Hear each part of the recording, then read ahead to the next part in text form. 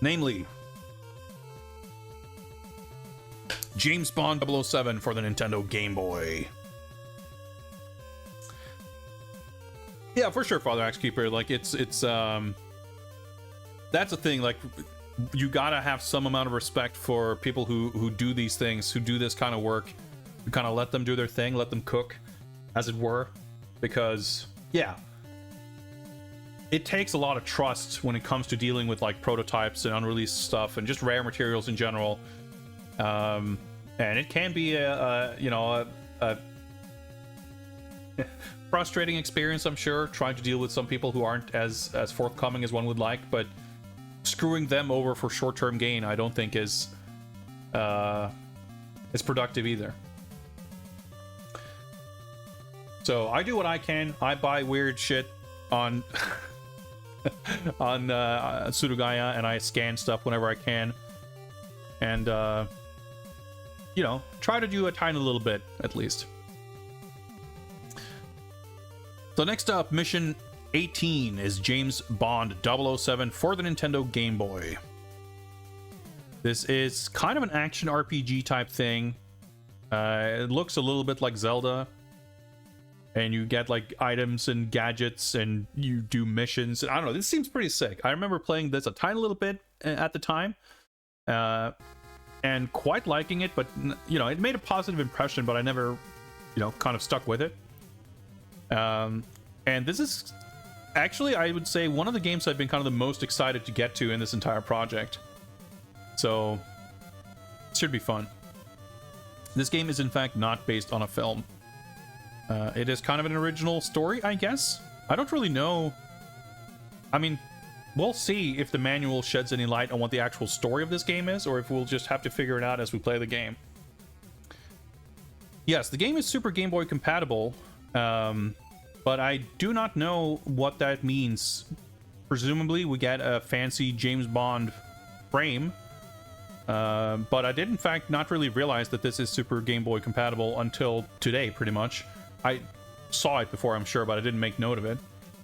We will in fact be playing this on a Super Game Boy, so we should hopefully find out, assuming that works the way I expect it to with a flash cart, but it should. So your guess is as good as mine, but we should find out. Let's read the little summary here. M makes a decision to send their best agent, James Bond, to investigate the whereabouts of the mysteriously missing Agent 008. As Bond carries out this latest order, he becomes entangled in his deadliest mission yet. Well, as is usually the case. As James Bond, you must use all of your expertise to unravel a sinister plot. It is up to you to determine friend from foe as you uncover clues. Along the way, weapons and items will be found that assist you in overcoming the many obstacles placed in your path. Sounds pretty sick. This is not, in fact... well, I mean, which Bond is it? It's up to you. Just fill in that blank space on Bond's face there with whatever you see fit. Needless to say, I don't think we'll see any actor likenesses or voice performances in this Game Boy game. But to potentially shed a little bit more light on what we can expect, we have the manual. Or the instruction booklet. In order to avoid confusion, though, why don't I update the game data here so that it is a little more correct. In fact, let's bring this back up so I can copy this. James Bond 007. So this is mission number 18 for the Game Boy, and this came out in 1998. Developed by Sapphire and published by Nintendo, I guess. Yeah, I guess they published GoldenEye as well, so that makes sense. Jeff Goldblum, sure, why not? And let's get the cover art here. Here we go. Oh yeah, and probably enable shuffle there for the background music while we have it going here. There we go. Let's get the manual up here. Instruction booklet. Thank you for selecting the James Bond 007 game pack for your Nintendo Game Boy system. Please read this instruction booklet thoroughly to ensure maximum enjoyment of your new game. Save this booklet for future reference. Your mission. An arms smuggling ring threatens to create a new world order. The peace and security of the entire planet is at stake. MI6 sent Agent 008 into Turkey to dismantle the operation. Soon thereafter, all contact was lost with 008. M makes a decision to send their best agent, James Bond, to investigate the whereabouts of 008. As Bond carries out this latest order, he becomes entangled in his deadliest mission yet. As James Bond, you must use all of your expertise to unravel the sinister plot. It is up to you to determine friend from foe as you uncover clues. Along the way, weapons and items will be found that assist you in overcoming the many obstacles placed in your path. Be sure to keep an eye open for Q and his unique brand of help. Be careful, Bond, you may not be able to charm everyone. Not super familiar with Sapphire. I am not very familiar either. In fact, I could not tell you anything that they've made off the top of my head. I may have done some research when I first compiled all the data for the game list, because I had to look up the developer and publisher of all these games. And in some, again, excellent example of documentation on games being less available and thorough than you might think. Simply putting together, like, James Bond, you can think of, like, few licenses that are more kind of well-known and mainstream and, you know, people know about it, right? Granted, there are games on this list that are like mobile games and weird computer games and stuff that are a little bit more obscure, but even so, putting together a list of James Bond games out there, I found multiple lists. You can go to Moby Games, you can find like listicles on blogs or whatever, you go to Game FAQs, any place on the internet that you might conceivably look at for a complete list of James Bond video games. Not a single one has every game that's on my list. Some are missing some games, some are missing others, some are deliberately not including mobile games and whatever, but still, like, even finding a list of games is not as easy as you might think. Or at least, you know, the fact that, well, finding a list is easy, but finding a complete list is trickier. And in fact, every list you find is likely a little different. And then beyond that, trying to figure out who actually made each of these games and who published them, yeah, that's kind of a crapshoot, because even places like Moby Games that ostensibly have data, my experience is that it's just like any info you find on developers or publishers of a game, in particular when you have a game that came out on multiple systems with different developers, you can never take the information at Moby Games at face value, which isn't to say that it's unreliable or that it's bad, but it's incorrect, or at least inconsistent with other data sources frequently enough that I have a habit of always cross-referencing with like Game FAQs at the very minimum, just because those are the kind of the two largest easily accessible databases of games. And I feel like, I don't know, maybe 3 or 4 times out of 10 you look up a game on Moby and on Game FAQs and they will tell you different things on who actually made something. And of course, it's not helped by the fact that up until, well, you can't even put a timeline on it. I was going to say that up until a certain point, developers were typically not even credited, but that's still common, right? Like, there's a lot of companies that do work for hire that aren't really credited. Maybe they are, you know, named in the actual staff role credits of a game, and even that's not exactly always the case. But it's not necessarily easy to figure out without doing significant research if, like, you know, to take an example, do I have it within arm's reach?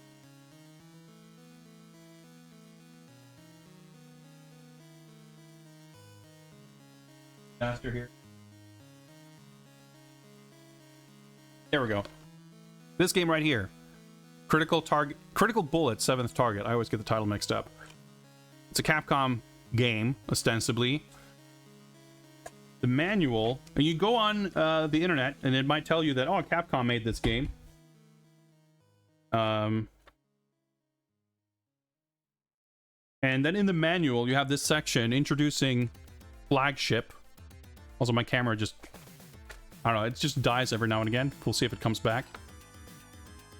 And Flagship apparently is this group of like scenario writers who worked on a bunch of Capcom games. Like Resident Evil 2, Code Veronica, Biohazard 0, Dino Crisis 2, Onimusha, the Zelda games they made, and Eldorado Gate. But apparently they also do stuff for film and TV and whatever, and I guess they made this game? Oh. But shit like that is just like not well documented or credited at the time, and it doesn't get easier over time. And yeah, for sure, as you're saying, Sean, like there's a lot of that kind of information or data that is just kind of not documented at all, and the even hypothetical worth or value of that kind of thing is not historically something that has really been considered. I mean, there's a lot of stories, right, of like same with TV, right? Like early TV where like master tapes were just taped over with new shit because like it just wasn't thought of as something that was worth saving. It can be a little depressing. Sapphire did the more authentic Rainbow Six game on PS1, but that's about it. Yeah, like I said, when I did research, when I first put together this list, right, that's how we came onto this topic in the first place. I wanted to put together a list so that I had all this data so that when we go to a new game, I don't have to sit here now and try to figure out who made this game. I have a list. It may or may not be entirely accurate. It is as accurate as I can make it with the time and effort I have available to me. And I have this full spreadsheet with all the information. I have all the text files. Like I prepared everything a year ago to have it ready for the entire project. And at that point, I would have looked up who made this game, and I would have come to the answer that, all right, it's Sapphire. Who's that? I probably, out of curiosity, would have clicked a link to see what else they were credited on. But that was over a year ago, so I would not have remembered. And it's not a name I'm familiar with off the top of my head for sure.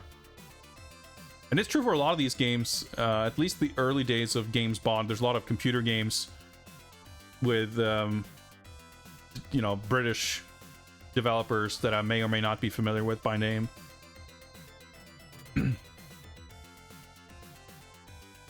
Yeah, crediting in the games industry in general is kind of fucked. It's there aren't really any, like, there aren't any rules or regulations around how you can and cannot like credit. Like basically any crediting is kind of at the mercy of the publisher. Like someone can just decide this is how things are going to be credited, and as an individual or even as a company hired to do something on a game, like you don't necessarily have much bargaining power, and that sucks. I like to think anyway that things are getting better over time, but it's still not great. I mean, not least of course on people who work like 7 years on this AAA thing that isn't announced and then it's canceled, and it's like, oh great, I now have a multi-year gap on my resume that I'm not allowed to talk about, and I have nothing to show for it. Like, that's extremely fucked up.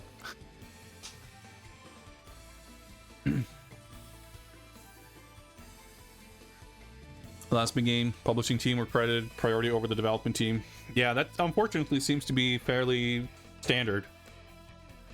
It's like, you know, the publisher puts up the money so they get to put their company logo and their, you know, their executives with like top billing.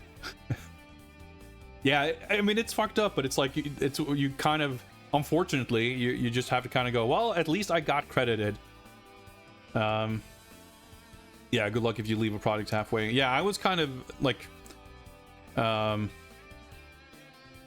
so I worked on Assassin's Creed 3 Liberation when I worked at Ubisoft in Bulgaria, and man, that was like a decade ago at this point. And I didn't leave halfway or anything, but I'd come in as part of many other, you know, with many other people halfway through the project basically, and I worked on it for about a year. And like I was there, like my contract was until kind of the end of production. But I left after the end of that contract. But there was, of course, a gap of time in between the end of production and the actual shipping and retail release of the game. And I mean, in fact, there was some development time in between there too, with QA and like something like finishing the credits, which, you know, probably is just about one of the last things that happens.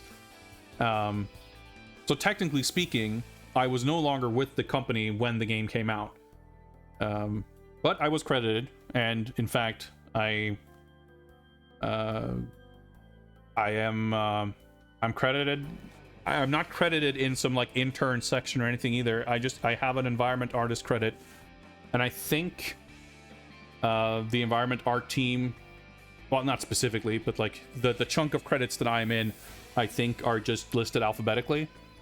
And my last name happens to start with the letter A, so I'm billed pretty high up in that chunk of people. So, you know, ultimately zero complaints with how I was credited on that game. But it's still a bit fucked up that that's something you have to like be happy with and be like, oh, whew, that's nice, that's good. Nothing, you know, you would think, you would hope, you would like that that's just, you know, a given. But unfortunately, that's not always the case. Publishing team had developers too, so it looks like they developed the game. Yeah. I mean, I think it sucks too. Like the fact that I like to always, like, whenever I beat a game on stream, or even when I do it for myself for the most part, I tend to always watch the credits. Like the first time I finish something, I like to let the credits play out.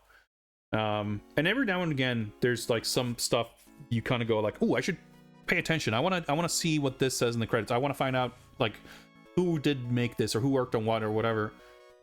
And yeah, a lot of the time you can sit through the entire staff roll and still kind of be left scratching your head, not having quite found answers to your questions. And of course, you know, you go back 20 years, 30 years, and even the people who are credited might not be credited with their actual names and shit too. It's a whole thing. Anyway, let's try to continue here. I mean, I'm enjoying these discussions very much, but I'm also excited to play this game, so I want to keep going.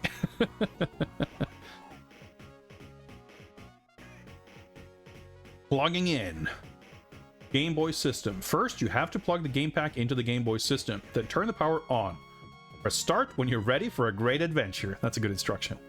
Super Game Boy accessory. Plug the game pack into the Super Game Boy accessory, then insert the Super Game Boy accessory into your Super NES. Turn the power on. Press start when you're ready for adventure. Alright, that's notable. We don't need to be ready for a great adventure. We just need to be ready for adventure in general, and we'll be good to go because we're playing on Super Game Boy. Controller operation. Control pad. The directional arrows make your character move in 8 different directions. This also moves your cursor. Straightforward enough. Select. Press select to see your sub-screen. In the sub-screen, you can assign different items or weapons to the A and B buttons. Pretty much straight up Zelda style then. A and B buttons. You can assign different items, functions, to the A and B buttons. Both buttons will also let you talk to people and search for hidden items. Start. Press start to save your game. Getting started. Selecting a player file. Press start on the title screen to go to the player select screen. Move the cursor to one of the 3 save files and press start. Your progress will be saved in this file so you can pick up your adventure later. I just realized that I have no reason to believe that this will not work properly or anything. But I don't know if I've actually tried save state stuff on my Game Boy flash card, but I should hope it'll be fine. The worst case scenario, if we have any trouble, we can always play on emulator, of course, but I would prefer not to.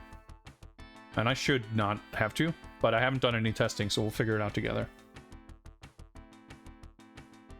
Name your file. On the name registration screen, use the control pad to move the cursor and A button to select a letter. The B button will backspace to erase the previous letter. Press start to finish registering your name. Deleting, I don't know. Do we need to read this? I think we'll be okay. Ending and saving the game. Save and continue. This option will save the items that you had when the game ended, and then let you pick up the action where you left off. You will continue the game at the entrance to the last building you entered. That's good to know. Save and quit. This option saves the items you had when your game ended. The game will then return to the opening demo sequence. Continue without saving. This option will resume the game without saving the items you had required when the game ended. Select this option when you do not want to change your saved data.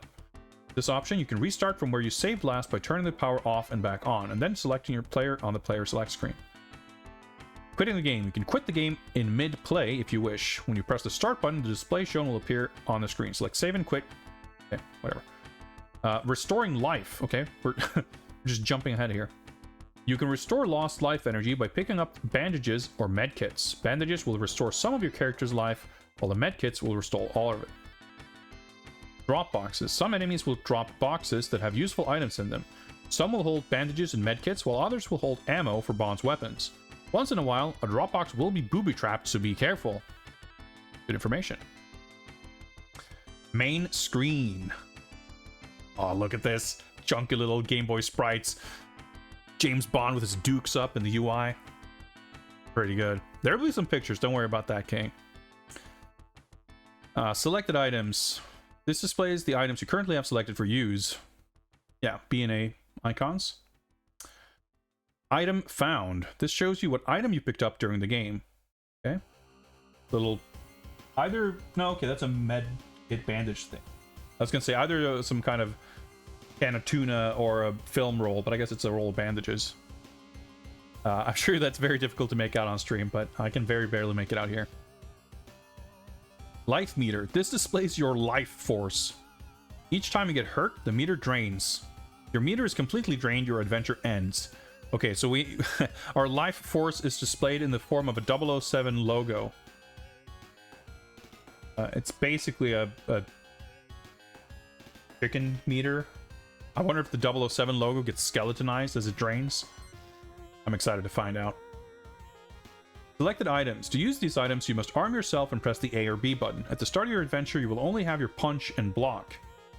Your inventory of items will increase one by one as you meet people and explore each area. Change items on the subscreen. Move the cursor to the item you wish to use, and then press the button you want to assign to that item.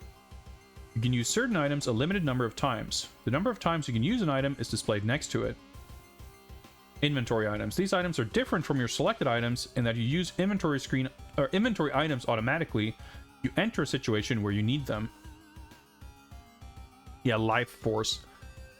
Maybe this is a visual representation of James Bond's dick powers. Oh, look at these images.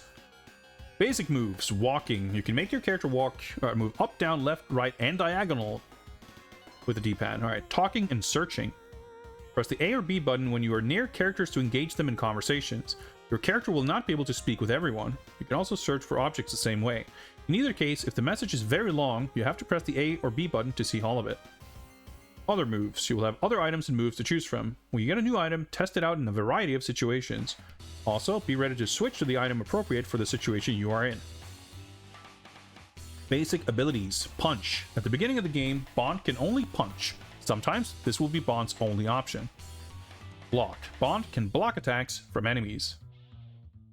Doesn't really look like Bond. Well, whatever. I guess he can wear a dad outfit every now and again. Weapons. Here we go. Service revolver. Not revolver? Nor has Bond pretty much ever be seen using one, but that's fine. Bond's standard issue weapon. A handgun that can usually be found wherever 007 is. Machete. As well as a weapon, the machete can also hack away brush that is in Bond's way. Okay. Submachine gun. Rapid fire weapon that can shoot 3 rounds at a time. Grenades. Grenades are more powerful and have a larger explosion than any of the guns.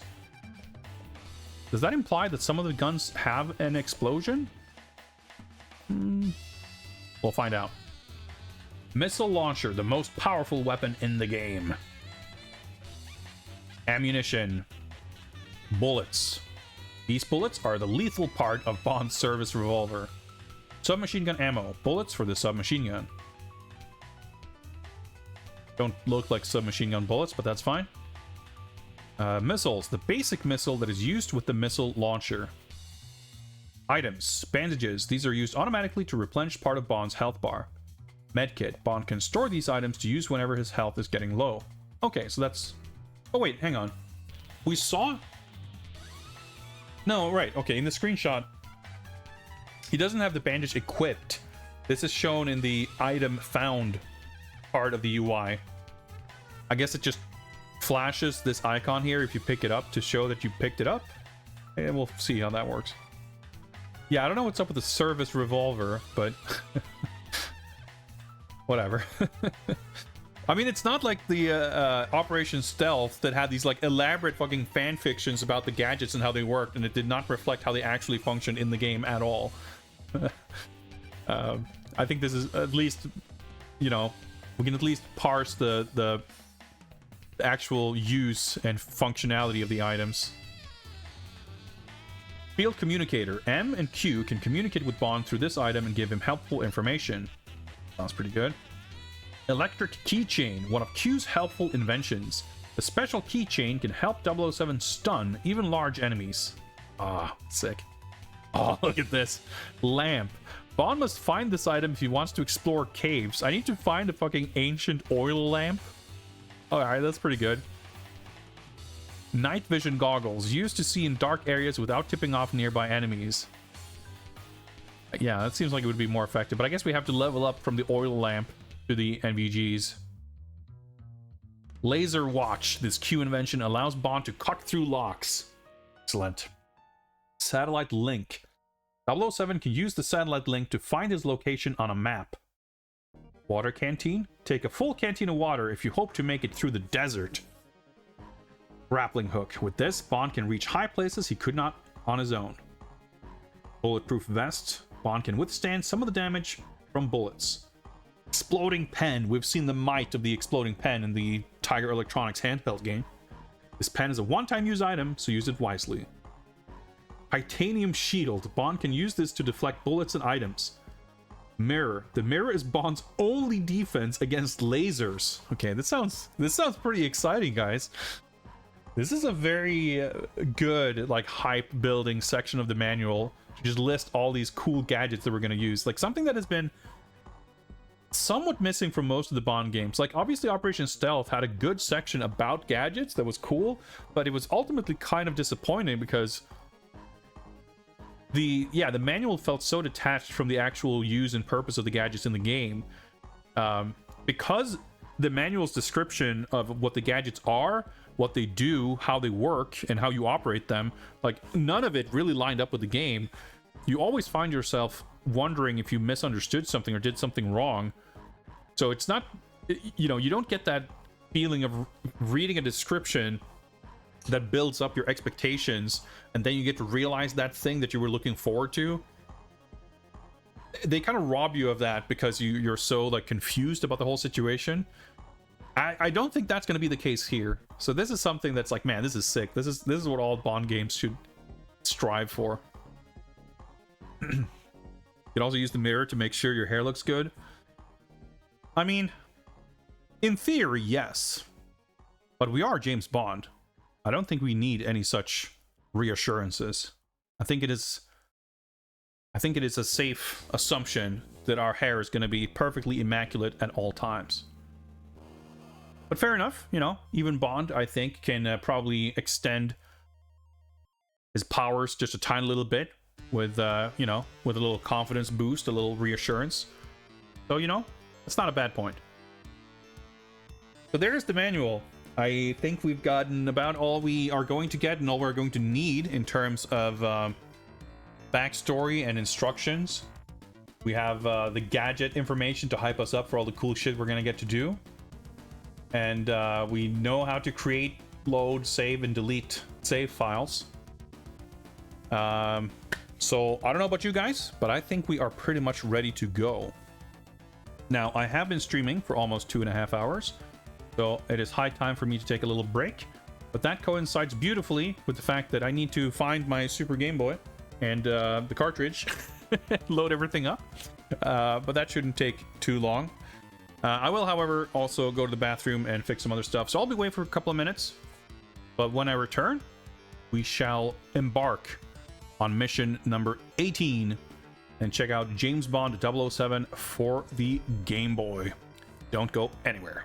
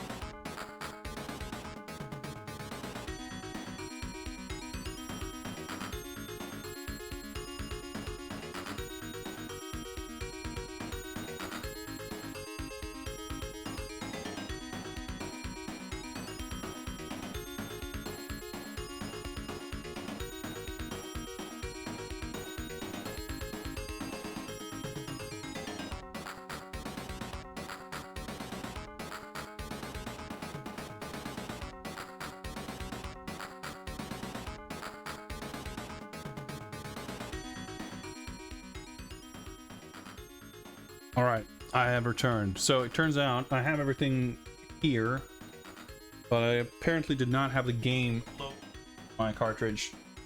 Let me just take care of that real quick.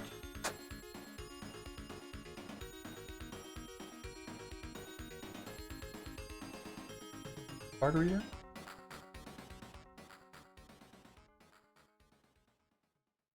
Bear with me for a minute. I'll be ready to go very shortly.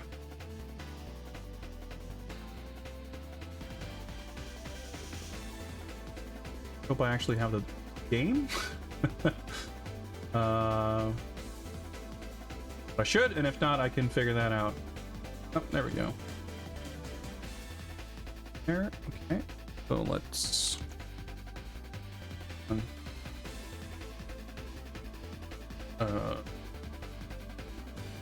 Oh yeah.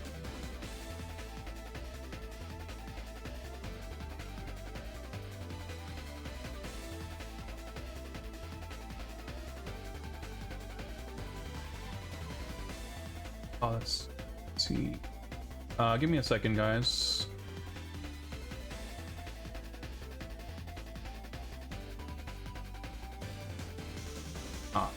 Okay. I believe we should be good to go.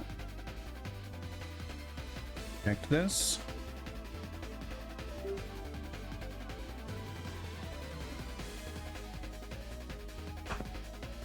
This cartridge back into this cartridge. And put this cartridge into this cartridge. Then this cartridge into Famicom.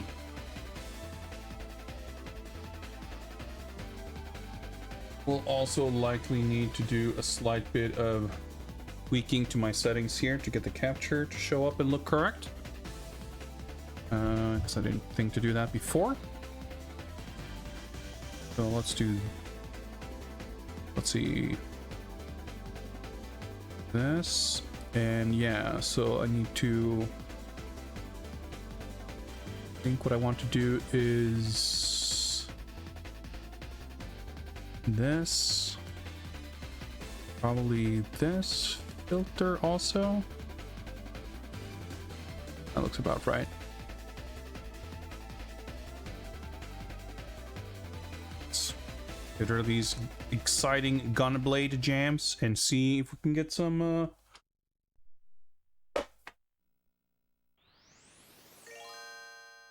Game Boy jams on my end, and hope this works correctly the way I believe it should.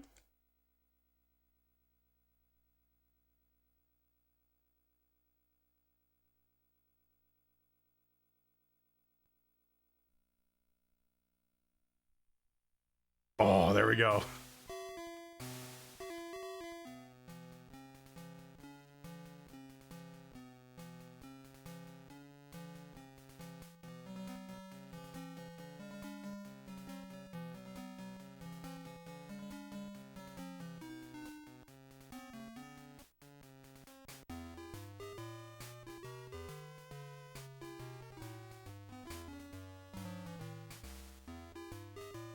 Sounds a tiny bit off, but still pretty decent.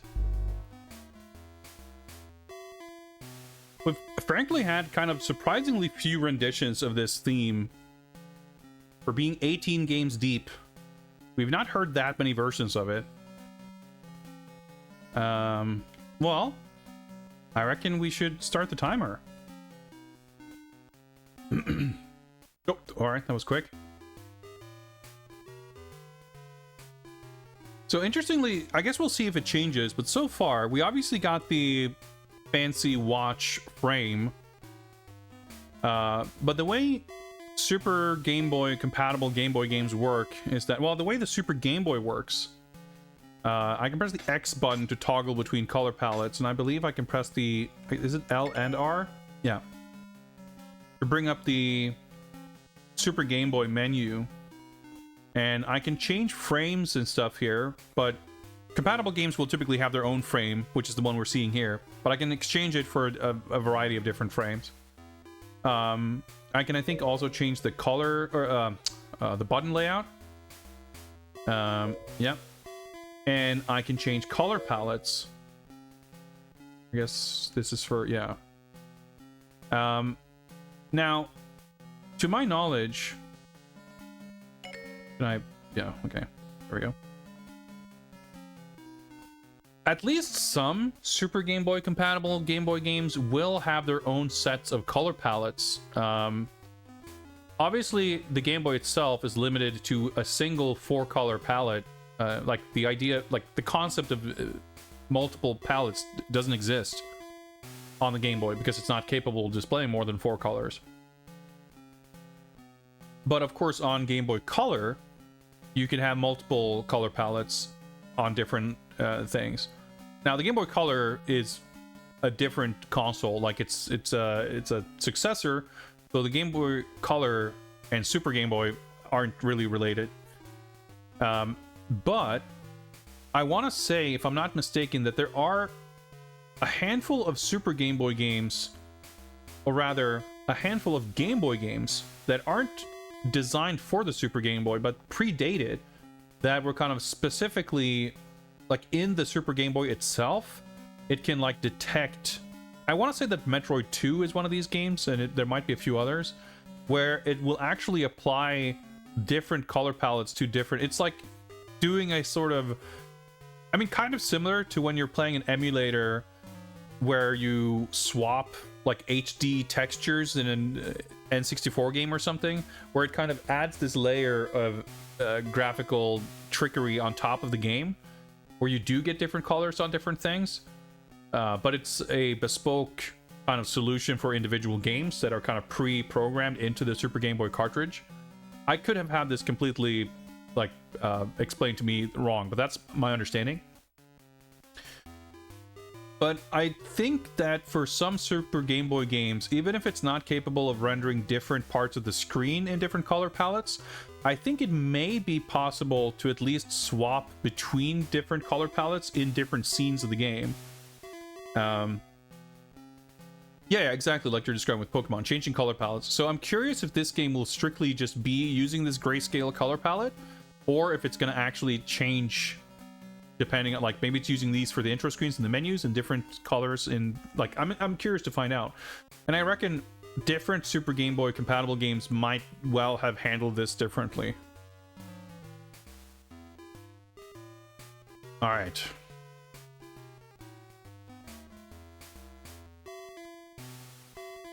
How many letters do we get? All right, we don't get more than 5. So let's keep it short. Down arrow, I guess. Is this rub end back here? I guess so. Yeah, exactly. I think the there are some games that are, like, again, the Super Game Boy itself is built to treat a specific set of games in a particular way, whereas other games are designed for the Super Game Boy or some combination thereof. A friend of mine had a Super Game Boy back in the day, and I remember we played a bunch of stuff on it. I do remember playing the Game Boy version of Killer Instinct, and if I'm not mistaken, that game actually allows you to use 2 controllers to play like local versus, which is a pretty cool feature.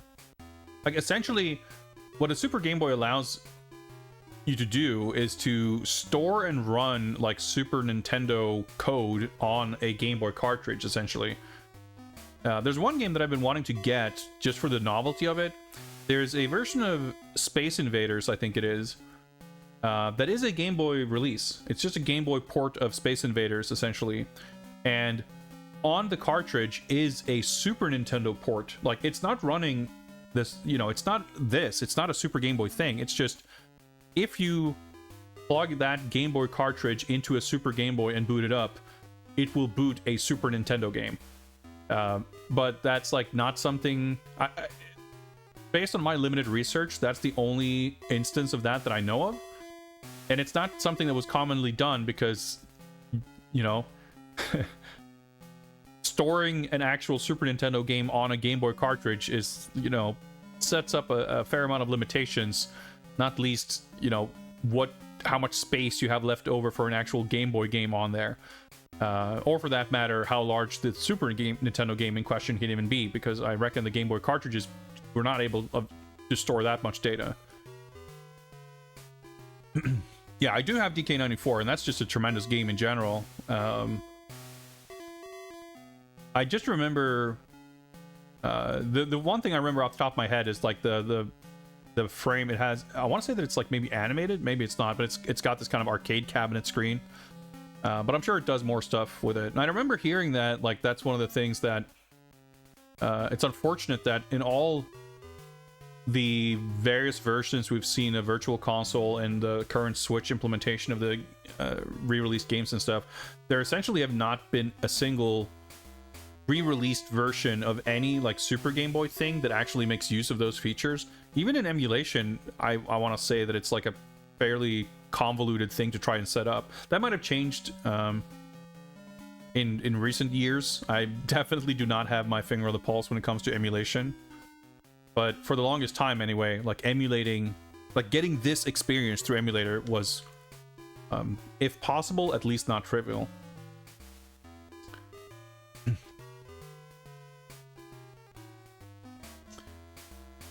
Yeah, again, the Space Invaders example is fascinating. The reason I would want to get it is purely for the novelty. Yeah, it's not because I'm super excited to play that particular version of Space Invaders, or really any version of it, but the fact that, you know, they had the audacity put an actual Super Nintendo game on a Game Boy cartridge is just so cool. Alright, China. Oh. Decoder. Bond. Now that you have arrived in China, we can provide you with more details on your mission. MI6 received a tip from an operative that a large arms ring is in operation. Plans detailing the whereabouts of the ring are said to be kept in China. Commandeer them and return to London as soon as possible. Alright, China. That's alright. Couldn't narrow it down? That's fine. We're James Bond. We'll figure it out. And 007, talking to people may prove helpful. Do so by standing next to them and pressing the A or B button. Search for items the same way. Walk up to an object and press the A or B button. We look forward to hearing from you, 007. Alright, we got a little tutorial. Ooh, okay. Alright, okay, we can block, we can engage in combat stance, and we can throw punches. Alright, we got some jams. Alright, let's talk to people. Medkits replenish lost life. Be sure to search for them. Good, we're getting good information here. We read the manual, so we're not learning anything new per se just yet, but that's good. Trying to search for items. Okay. I like these sprites. Have you found a medkit yet? No, not yet. I'm working on. Ooh, I have. I have. Aha. Select. Oh, there we go. Wait. Oh. It says 007 in black on a little white box. I thought it said like DDN or something. Like it's a weird like optic illusion sort of. It's like very ambiguous. The little 007 that's to the left of each of these horizontal white lines. Like if you look at it wrong, it doesn't say 007. It looks like DD garbled something. It's pretty funny. All right.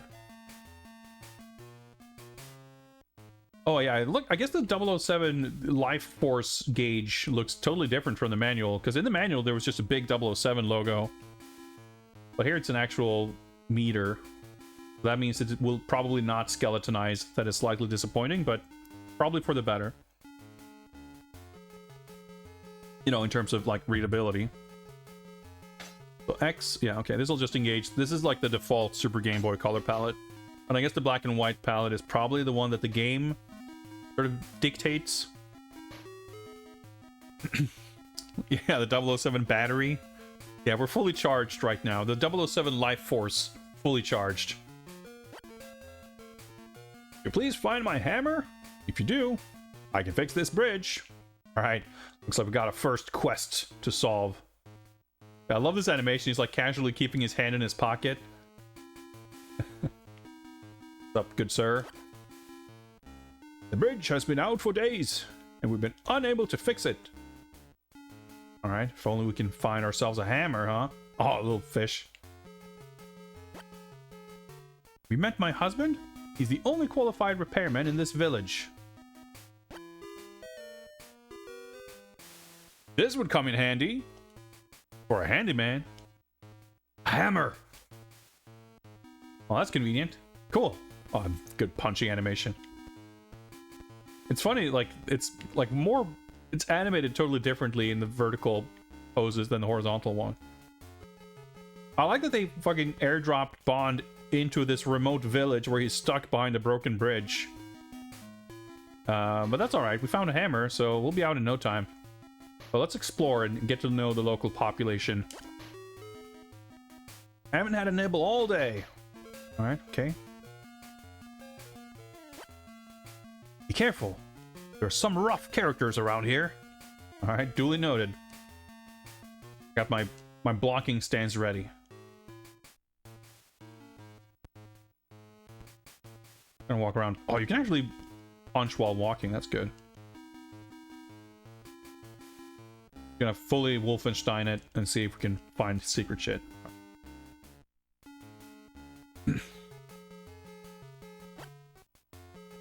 There is a boathouse east of here, but you must go through the temple to the north to reach it. Okay. Just a little maze of jetties.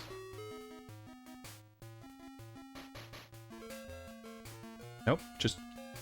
Oh! Ah, medkit. Okay. I need to search beds from both directions. Noted. Okay. Looks like it was a fun game to make. I mean, it's got an immense and immediate charm to it, doesn't it? This is about as far as I remember ever playing in this game. For some reason, the line, "This would come in handy for a handyman," was like a weird running joke between me and a friend for what feels like years, but might have just been a few weeks in 1998. I don't know. But, I legitimately don't remember anything after this point.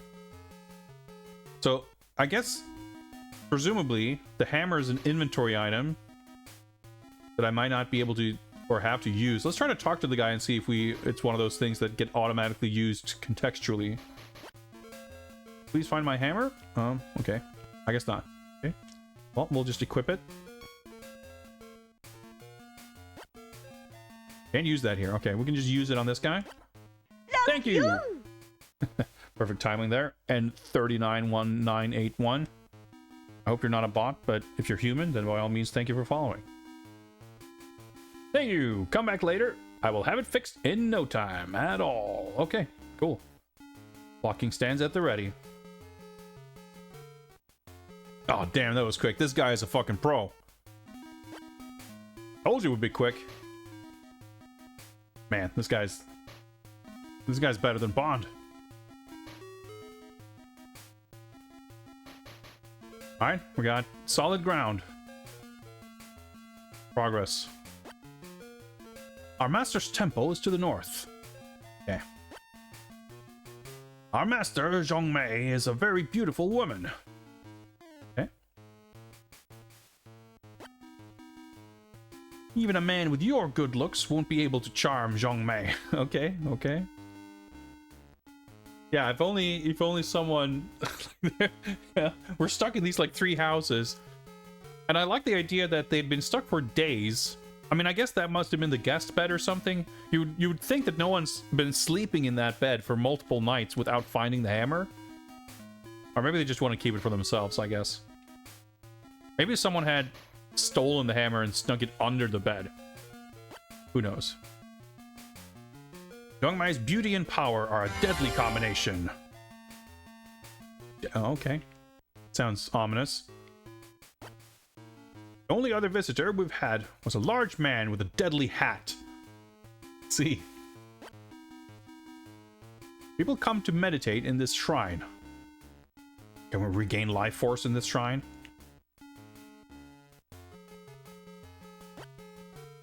Zhong Mei's guests pass by here on their way to the boathouse. I've seen military leaders enter, but I don't know where they go. Alright, let's see if we find any construction equipment or medkits.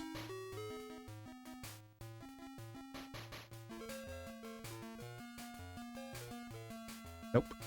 Seem like it. Something odd and charming, seeing a cute style with these somewhat adult themes. Yeah, I agree. There's a novelty to it. I mean, it certainly stands out to all the Bond games we've seen so far. And even then, like, there has been, and there will continue to be, for some time, a pretty decent variety in representation and, like, stylistic approaches, both aesthetically and mechanically, to Bond. Which is why it's such a fascinating topic, I think, to cover. It's not unique in that sense. There are certainly other things, you know, properties or genres of games or series or whatever that have a pretty wide scope of types of games. But Bond has been kind of cool to see because, you know, we're on game 18 plus a few bonus games, and we've seen so many different types of gameplay and so many different, like, focusing on different areas of the Bond experience to cover in the game. Some are very focused on a narrow part of it, and some are focused on a totally different, and others still are trying to kind of encapsulate as much of it as possible. But it's so open to interpretation that people can take all these different sort of stabs at it that don't have that much in common. But many of them, I think, are like equally adept at capturing some kind of vague, abstract, like, idea of Bond, which is, I think, really fun. My son just joined Zhong Mei's karate dojo. Okay. Sure. Of course they have a karate dojo. That makes perfect sense. I mean, seems like something we might see in a Bond film, to be perfectly fair. Maybe not in 1998, but out to the east of my home leads to the Master's Temple. There's like a lot of NPCs giving me advice here. Temple, boathouse, deadly and beautiful, whatever. I don't think any of this is like crucial for us to memorize or anything.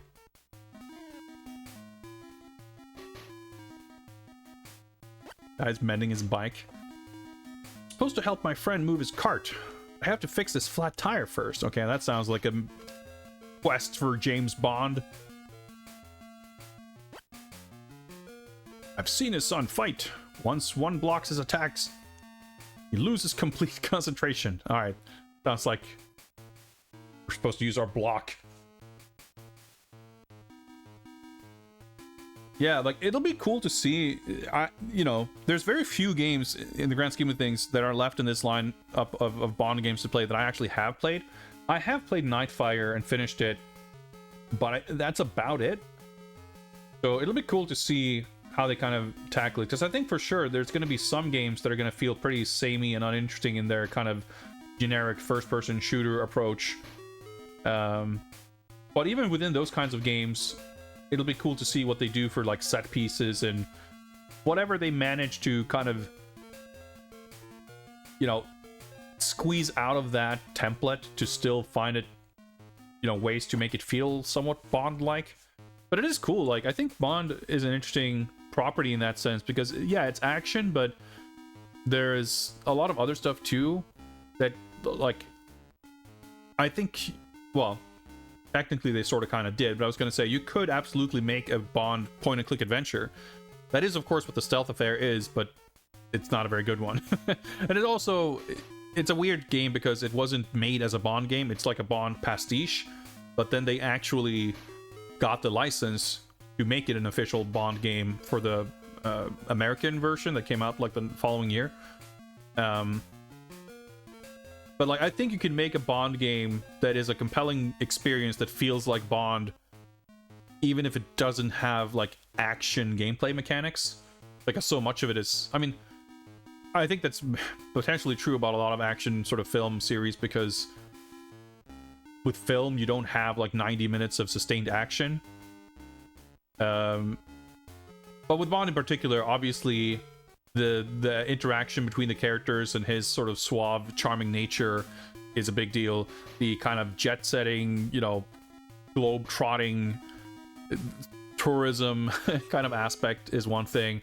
You have like inventive sort of stunts and set pieces that don't necessarily lend themselves to like core mechanics that are repeated through the game. Like you could have these unique bespoke scenes of cool shit happening even if the gameplay isn't actiony the way you would with kind of action scenes in a point and click adventure, for example. I mean, there was even a couple of text adventures, right? And they weren't great either, but I think they did an admirable job of trying to capture the excitement and again, not just the action but the atmosphere and mood of Bond, because that's, I think, what you kind of lose. Like the Mega Drive game and the Master System game, those were both awesome and cool action games, but they, you know, they only capture a very specific slice of the Bond thing because there's zero dialogue. You know, the sort of tone and pacing of it is so different, and I think something like this is actually might split the difference in a pretty decent way. We're definitely going to be playing Rogue Agent when we get there, but we got a long way to cover until we do. If you do want to see a full list of games, you may not have too good access if you are on mobile, but if you're on desktop and can open a browser window, you've got the official spreadsheet right there, which has a full list of games that will be played. You are like a fish in this pond, about to get caught. Don't start with the pond illusions. My son said a block could be very useful to stop dangerous attacks. Use it and you will live. Okay, yeah. And these villagers are extremely helpful, except for the ones who, I guess, are out to kill us. Halt! Who are you? Okay. This is a confusing text box, because it kind of seems like maybe it's supposed to indicate that Bond is speaking with the top row, but surely Bond would not just say James Bond. Surely his actual line is Bond, James Bond. But, well, whatever. No, see, that is the name. I guess he just said James Bond because he didn't have room in the text box. But I will choose to believe that the first Bond was implied. I don't believe a Mr. Bond is on the guest list. Fortunate, but I'm afraid I will let myself in. We're just exploring this remote village, and Bond is just, I don't know, inviting himself into whatever this place is. Temple, boathouse, one or the other, maybe. Karate dojo, who knows? You'll have to go through me first. Alright, let's block. Alright, we exploded him. Well, let's go inside. Alright, we're in a dungeon.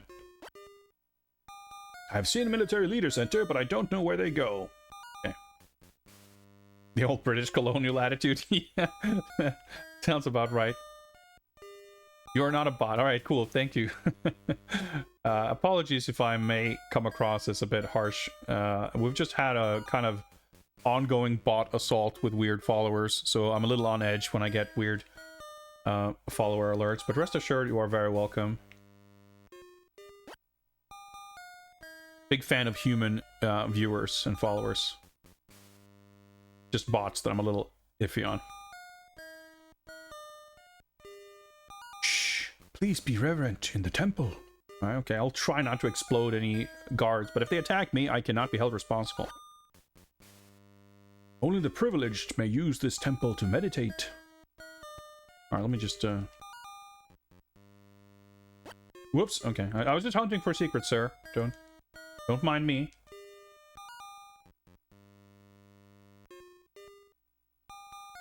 So, I guess this would lead to the other... There was like an exit to the right, so let's check out this direction first. Ooh. Looks cool. I've seen the temple clerks enter this room, but never exit. Okay, well that sounds like a secret door.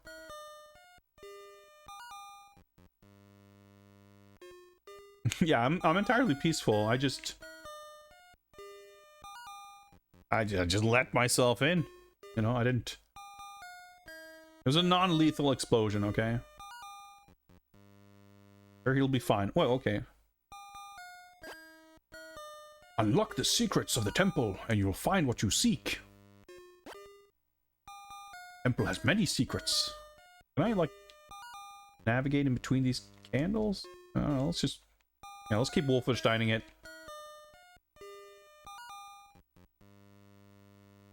I like that it looks like he's just like twitching. Especially when his face like facing downwards.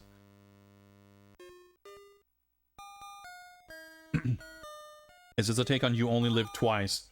We don't really know exactly what the plot is. Apparently there's like an international arms dealing ring that 008 was investigating, and 008 has gone missing.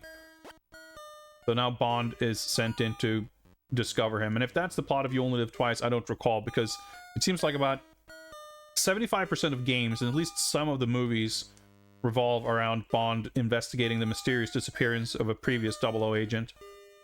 But no, it just so happens that it starts in China. The manual said, I think, that 008 had been, like, gone missing in Turkey, but I guess our leads, you know, led us to China. Who knows? Yeah, the art's a little goofy, but it's very charming, and so it doesn't bother me. Yeah, see, that's the door I was thinking of. That I would... Maybe we'll come out there. But there was a different path that we didn't take. So we'll go explore the other way. Maybe we can find a pump for this bike dude's flat tire.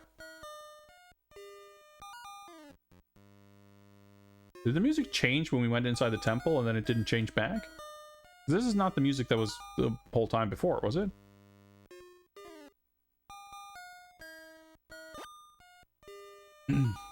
Yeah, it's a little Zelda, it's a little Metal Gear, it's a little RPG. Like, so far there hasn't been that much action. The temple guards can only be damaged if you stun them first. See, okay. So does that mean, is that the dude I was fighting? Is that a temple guard? Oh, you know what? I guess I didn't even attempt punching dudes. So this is where the, okay. Okay. There wasn't really much else to explore there, was there? Yeah, I probably, you know, sure we can find the stat for this game. There probably was...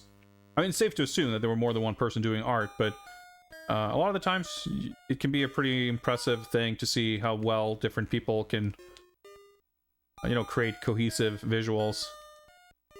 Here, maybe not so much, but, you know, I don't know. Doesn't bother me.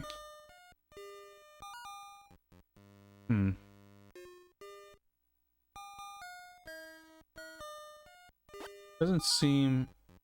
Path to the east of my home leads... Okay. I guess we probably should be inspecting that statue room. I thought maybe we're supposed to backtrack and go some other route, but it doesn't... It seems like we're being kind of funneled directly into the temple here. I didn't get, like, some other item or something. No, just a medkit.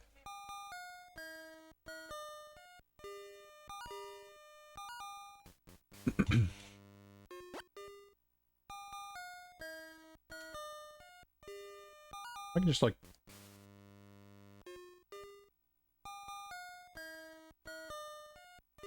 push something without, like, interacting in it. So, like, keep rubbing up against something to push it, or... Ah!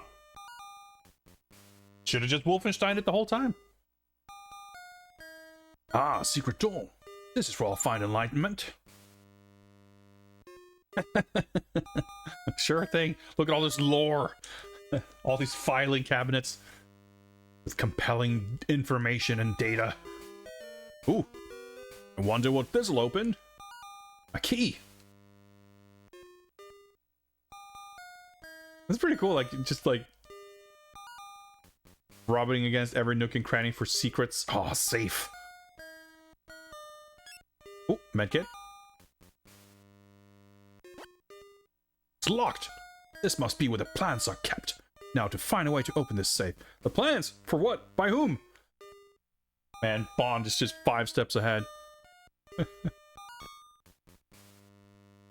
Safe key. Oh, dude, little animation. Ah, the plants. Yeah, the little Bond score jingle is so good. secret plans. Yin Yang on the floor too. Oh, it's Zhang Mei. Welcome, Mr. Bond. I hope you've enjoyed your stay in China. It appears your visa is about to expire.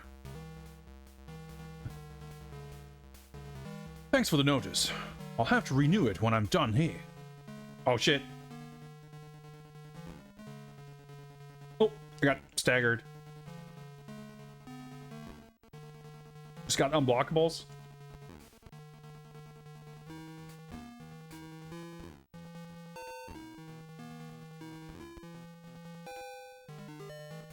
I can take one more.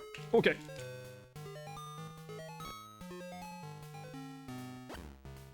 Mashing. I healed up.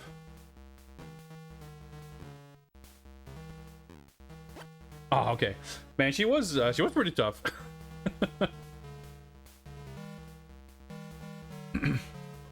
Few things I love more than serious dialogue, immediately followed by a fight that looks like this. Good night, darling. I'll see myself out. Just receptionist desk. I mean, there's some economic storytelling here. There's no, you know, no need for a bunch of, you know, stuff. Just, all right, we're in China. There's a temple. There's a secret plan. It's just hidden door fight. Okay, cool. Guards, help! He attacked Zhang Mei. I'm gonna stun the guards before we can punch him. Wait, now I'm out here. Okay, sure. Aha. Too bad we don't have our service revolver. Ah, I'm late on the block. Pretty satisfying.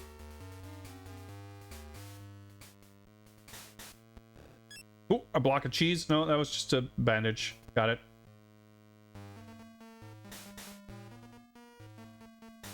Gotta like get into the range to trigger their kick and then you block. Very simple, but pretty satisfying.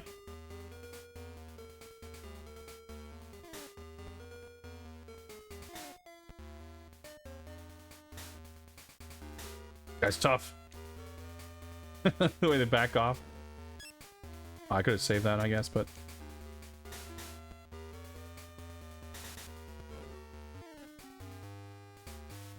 all right, hello. Half of the people are out to kill us. Half of them are just extremely politely bowing just over and over. Zhang Mei's guests passed by here on their way to the boathouse. Okay, right. We're going to the boathouse. The two locations in China, boathouse and temple. I don't know. I guess I'm expecting it to be like spy versus spy or something. There's like a poster on this big blank wall and that's somehow going to contain an item. But I guess, you know, found a med kit in the filing cabinet, so I don't know that it's in a hammer in a bed for that matter, so not too far off. Oh, is this the friend with the cart? My friend is late. I guess I'll have to move this cart by myself. Guess I can't help him. Is that a med kit? I'll just help myself to that, then I guess. Sure. Probably not more stuff in there.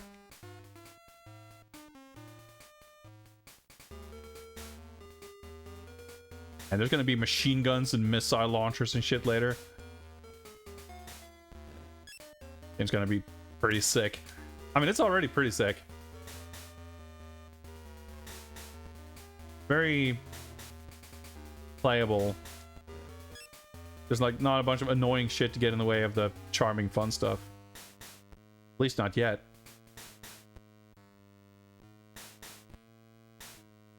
Whoops. I kind of prefer it when these guys don't take like 5 hits, but okay.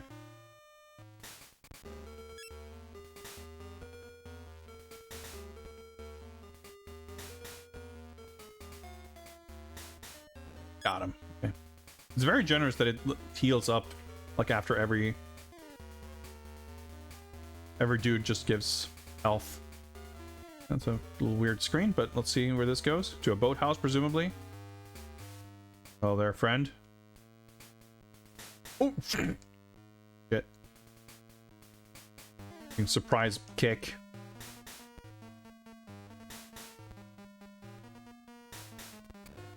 At least there's no like timing to the block. Just wait there, hold the button. You must be a very skilled fighter to have come this far. We too have seen military leaders pass this way. Okay, thank you. Oh, okay, sure. I'm not sure what these things are meant to be. Like, there's a big tub of water or something? A table? An inflatable children's swimming pool? I'm not sure. Feel free to drop your suggestions in chat. Oh, I just need to block every time I enter a screen, I guess.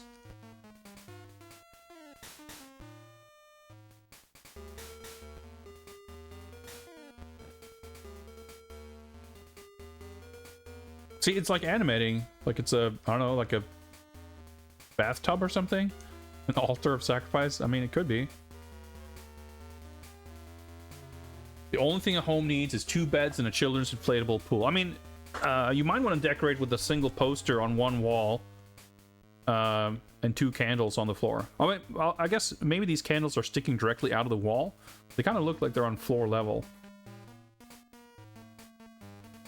But hey, it works.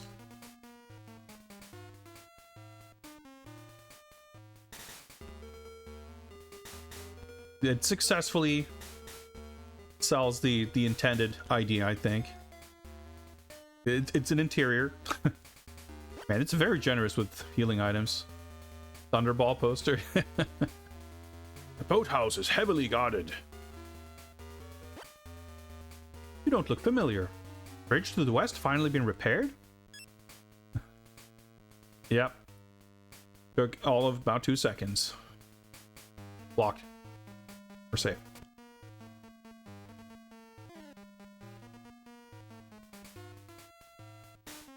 Ah. I wonder if you need to be facing the correct direction to block. Because if they're placed behind a corner kind of like that, it's okay. I think I blocked it. I guess. Like, it can be difficult to approach them from the front. But it looked like he kicked me while I was blocking a different direction. Like, he could have just whiffed because I was literally like a pixel too far away. So it's not conclusive. But it does appear that I can probably block things even if I'm not facing the right direction. Oh, I guess I have a maximum of 2 medkits because I've picked up like 5. Oh, I guess, okay, I don't need to equip those. Oh, I'm good.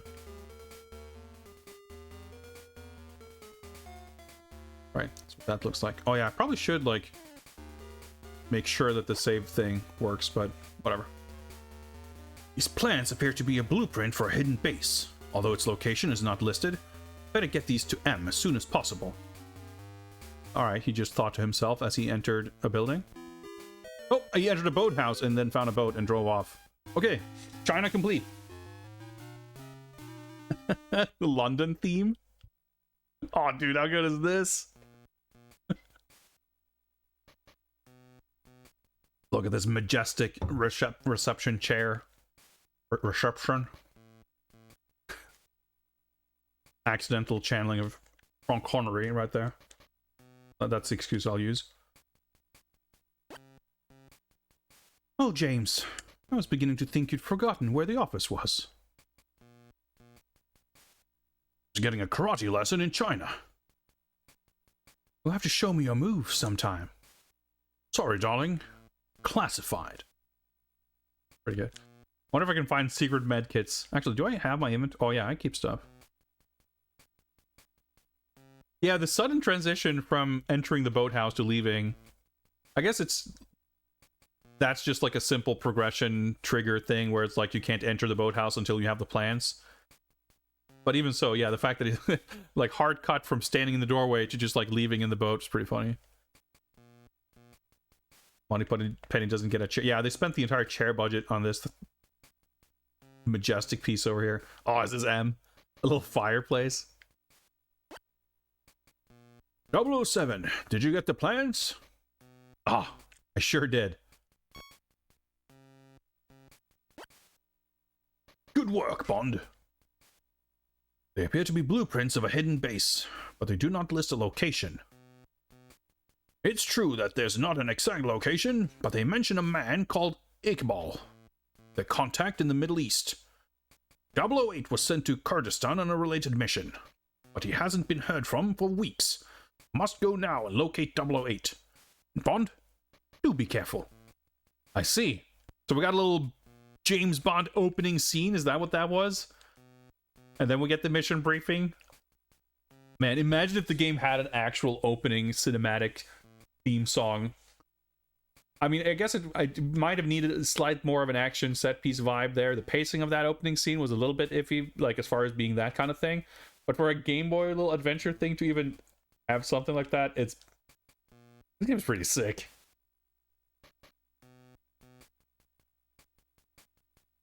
Dare we imagine a Q department in the next room? Oh, of course. Of course. I think Q wants to talk to you. Oh, I think the feeling's mutual. Hello, Commander. I'm not Q. Well, that's helpful. I think Q wants to talk to you. A unique Q sprite. Unique Q color palette, I guess? Maybe? I'm not Q. Dude, we got like the experiments going on here in the background. There you are, 007. Now don't touch anything. Here's your sidearm. Our service revolver. Can we make this guy like explode or get launched into the ceiling or get maimed in some other horrifying yet cartoonish way? Oh, I almost forgot. Take this keychain. When dropped on the ground, it electrifies the surrounding area and gives quite a jolt to anyone unfortunate enough to stand on it. Oh, a little electric keychain? Well, it's not really a keychain, is it? Like a key fob, but that's fine. 007, don't touch that. I wasn't even touching anything. I want to touch this chair, though. Don't touch that. Oh. I'm just doing my part, Q. I think he's just, like, tapping the armrest in excitement over developing exciting spy gadgets. I do like the fact that the reclining chair is connected to highly advanced computerized equipment, though. This is a pretty... I mean, I was gonna say that this is one of the cooler, like, Q departments we've seen in a game. I think this is the first time we've actually seen, like, the actual lab in a game, right? Because we've seen, like, Q briefcases and Q computers and gotten Q gadgets and stuff. I feel like the closest we've seen is the Amiga game... Was it The Spy Who Loved Me? When we drive into a Q truck with our car to equip our car with like submarine abilities and stuff. So it's like a mobile Q lab, but it's nothing like this. So that's pretty awesome. Hello, Commander.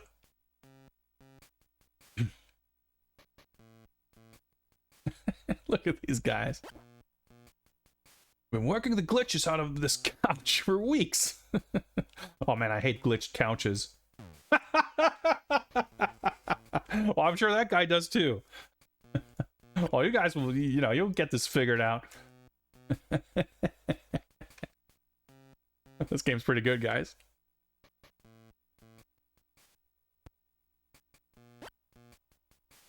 Well, hello, Mr. Bond. I have something for you. Hidden in that data bank behind me. Ah, searching. Oh, it's a medkit. Well, I mean, I appreciate the effort. I appreciate the gesture. Okay, well, I guess... Oh! Okay, he's fine. He's fine. I mean, he stopped animating, but I think he's fine. Oh, no, I can just... Okay. I want to see if I could talk to him. But, he's fine. He's fine. That is so amazing, though, that they put this in the game. I was kind of half joking when I expected some kind of interaction with reclining chairman over here. I was like, yeah, you know, the fact they put this here is good enough. But then we have the fucking folding couch, the glitched couch. That's pretty good. So I guess we got our gadgets. Okay, we got 20 bullets. And we know to go to Turkey, so I think we're pretty much done here, probably. That's all 007. Man, that is so cool. Like, having a physical, you know, MI6 office to walk around in. I want to say one of the text adventure games had an MI6 office sequence, but it was pretty limited in scope. Obviously, it's a text adventure, so it's not quite like this, but even then, like, it didn't have many rooms, or, like, you kind of got 3 lines of dialogue, and that was about it. Or just, I mean, this game is pretty awesome. Careful, mister. The last guy who had an accent like yours disappeared. Alright, okay. The wrong button, but we might as well save. Actually, let's...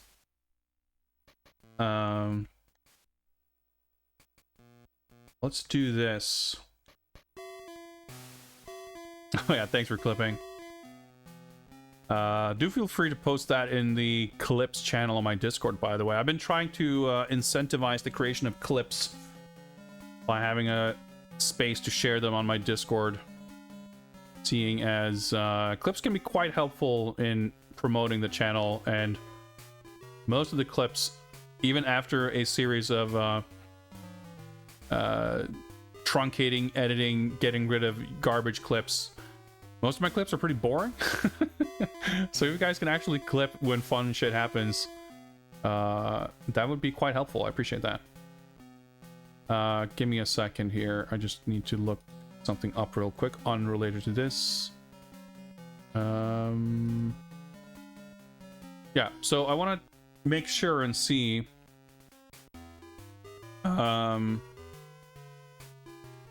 if we can confirm that the battery backup shit works properly, because I'm playing this off a flash cartridge and I don't know offhand if I've tried save date on a cartridge like this before. And if we're losing 48 minutes of progress, I'd rather do that than lose like 3 hours of progress, because I didn't bother saving and testing. So I'm gonna shut off the console and I'll just leave it off for a few seconds, and we'll boot it up again and see if everything works. If you're not on Discord, the opponent, that's fine. I can still find the clip. No big deal. Thank you for posting it, regardless. Gotta wear more crazy hats for big clip energy. No, I mean, I think it's just like, first of all, most of my streaming, I don't want to call it persona, but let's call it methodology, isn't very clip friendly. You can't really clip extensive ranting ramblings very well. I don't always you know, I don't emote or express myself in quite as colorful ways as many other people, so it's understandable. But at the same time, I figured it doesn't hurt to at least make some actual effort to incentivize clips, you know. What's up, Rolo? And a character I'm looking forward to in the next vote. Not particularly, nothing special that comes to mind off the top of my head. Curious as always to see what comes up. All right, let's boot this up and see if this hopefully works.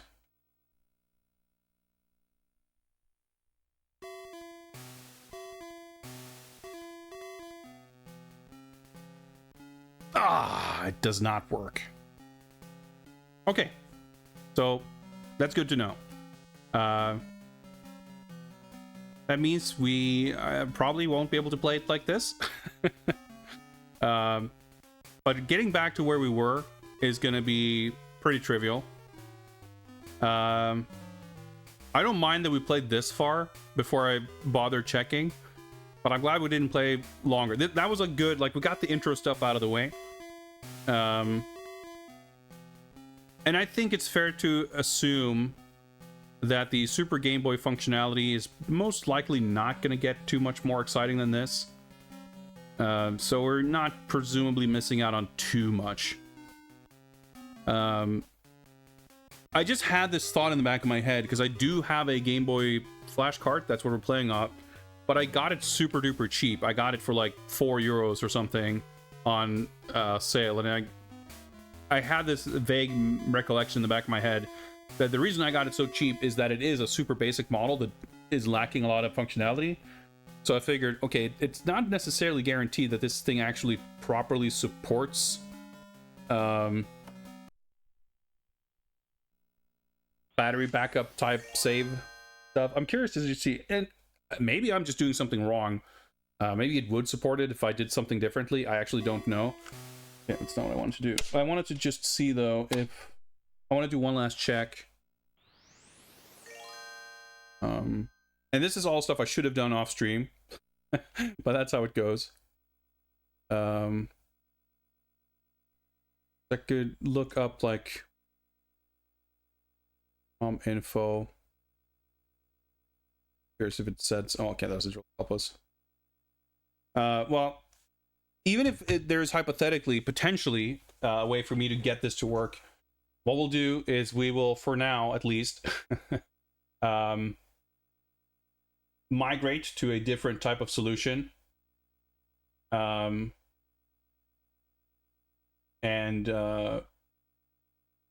probably just play the game on emulator from here on out. Interesting. Zero issues for sure. Well, it's not the game's fault. It's more of a streamer type issue.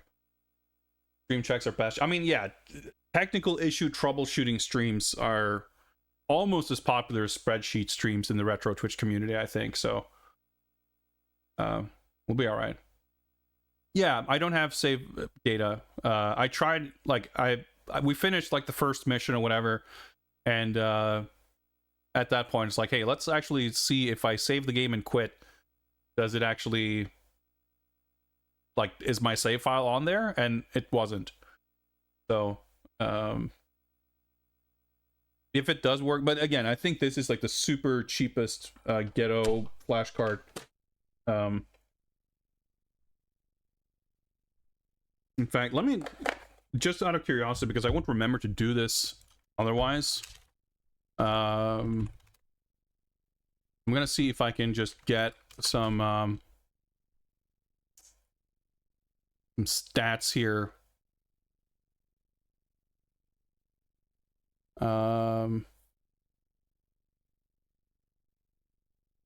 Could hypothetically be a firmware thing. Music here.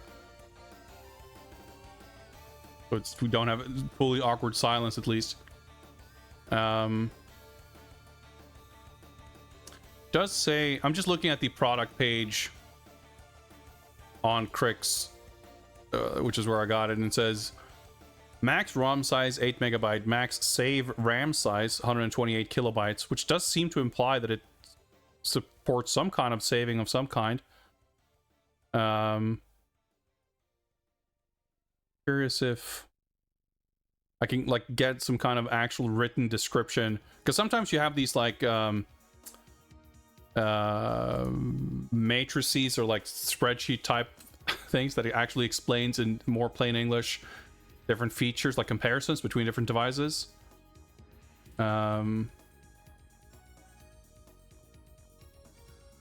See here.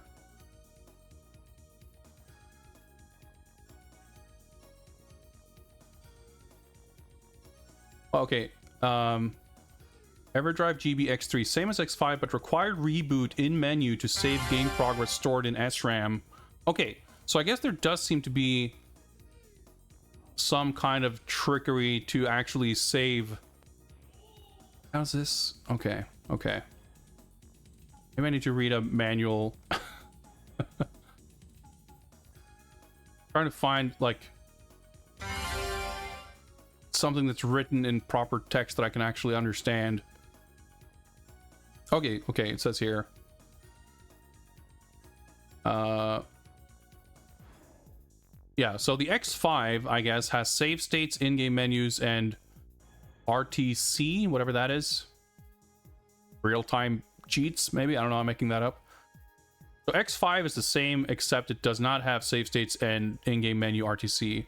3 is the same as X5, but required reboot in menu to save game progress stored in SRAM.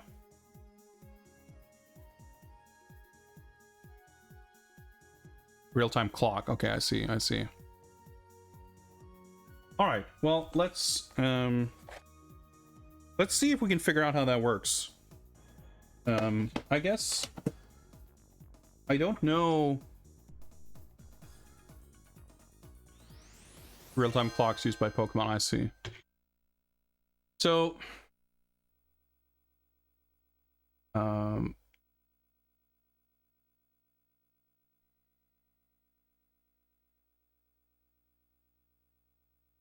select only. What does that mean? Okay, I press start. That might be like most recent game or something. Like, I want to see if I can figure out how to access those things that we're supposed to have to do. So I want to make sure that we can have this progress figured out. Okay, so that should be on here now, right? This should be saved. So I have to think a little bit. So whatever system thing,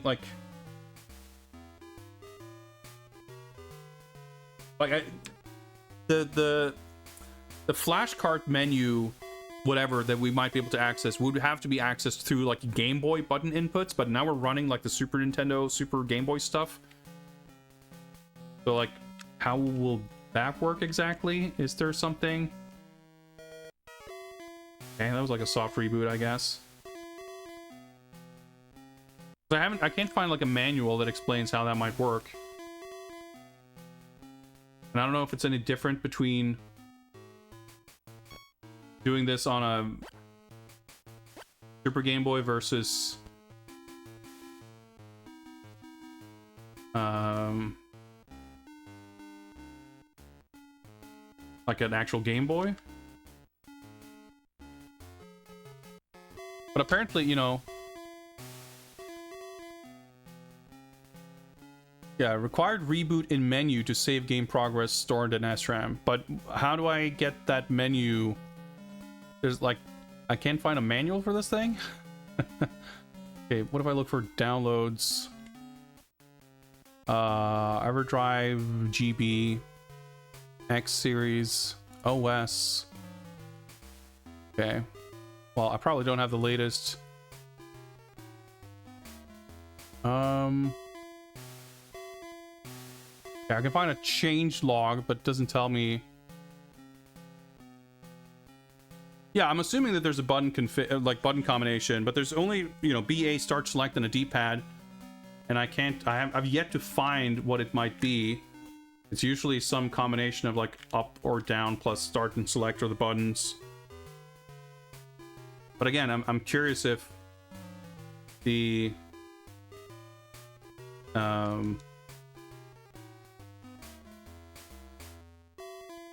Super Game Boy actually changes everything. Let me try menu saving. There's a Reddit thread about it apparently.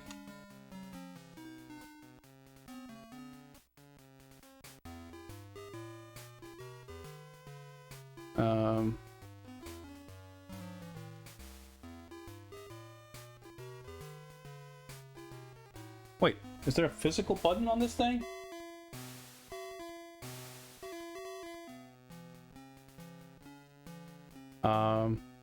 The top part is actually a button you press. Top part of what? It's an EverDrive GB X3.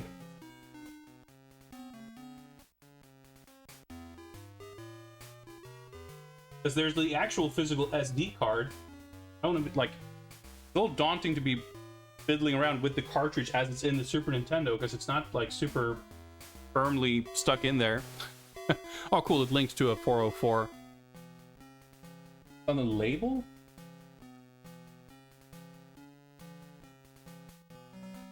Oh, I see. Okay, that's a fucking... Alright, I had to Wolfenstein it. I see. This is going fully meta. Oh,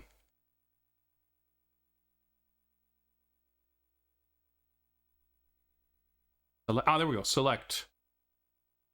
So this button, that's probably it. RAM to... Did I just... Okay.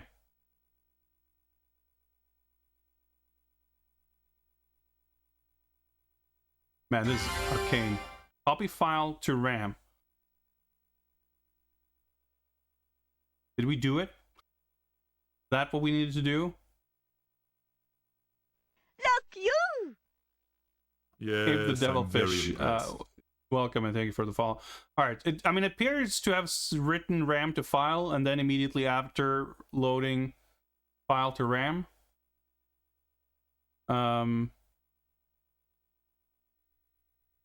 Okay, so let's try restarting it now. Or actually, let's just like fully power cycle this. Dude, I would never have figured out that there's a button there.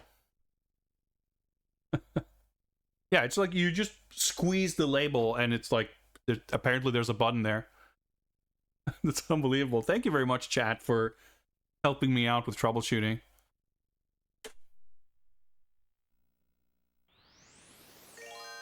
So at this point, it would... I have to do that, like, cycle. Yeah, it could have had something printed on the label to imply that there's something there. That is true. So I guess technically if I boot this up now and then do the thing, then it could overwrite something. So I'm going to press select and do diagnostics. And it shouldn't copy anything over if there's nothing there to copy, I would think, right? If this doesn't work, selecting is supposed to, then we'll just have to try it out and find the thing. Ah, see, it's there.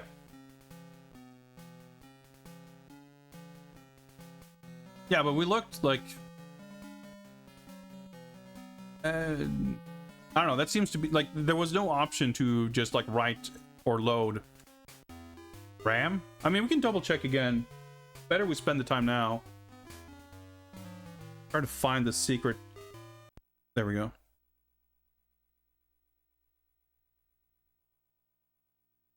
Yeah, so this is the option screen.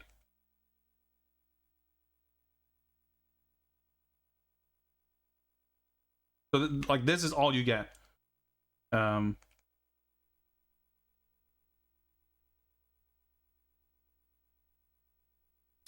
tell us which OS version, but I guess this seems to function at least. But I assume this is like, it's resetting the whole thing, and we're not going to like resume where we were because that's what it said about there's no in-game menu, I guess. The idea of being able to select something... OS version is in device info? Oh yeah, you're right. So I think this is pretty antiquated. Let's see what version. No, okay, this is the second to newest version actually. The 106 has a new feature to improve compatibility with the analog pocket, so that doesn't affect us anyway, so it doesn't matter. Okay, I think we basically figured it out. But I'm going to...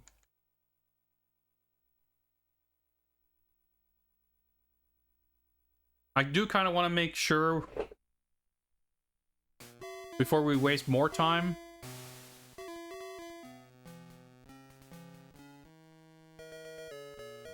Oh yeah, it's saved after that, right? Kind of do want to check house. Well, I guess it doesn't matter. I was going to say for med kits. But we'll get more of those than we can use anyway. Well, we're playing, so I might as well start the timer again.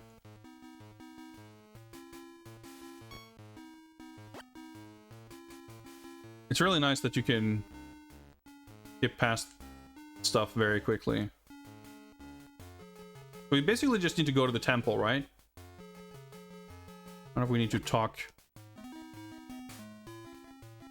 anyone. Well, I guess not really, right? We just need to get the plans.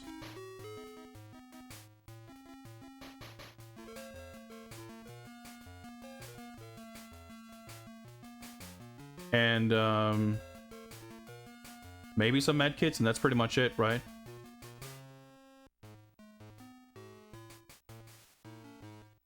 There's probably gonna be, like, we're gonna need at least one med kit for the fight.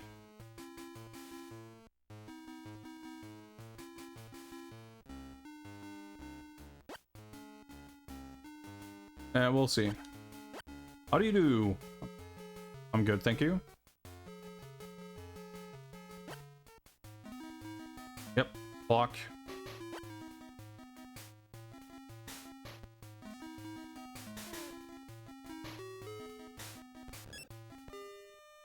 Oh yeah, so that's a healing item. That's not the inventory item. That's the instant. I think there was one medkit in the... Yeah, they were... we're catching up pretty quickly.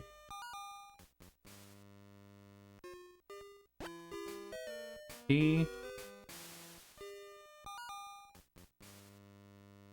was in the bottom here? Yeah, there we go.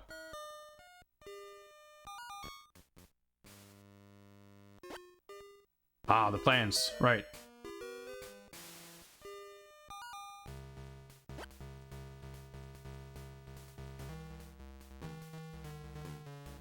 If she does her, like, handspring kick, that, I can block it. Okay, so if I'm aligning perfectly, she will do that attack. But if I'm, like, diagonally to her, she will spin.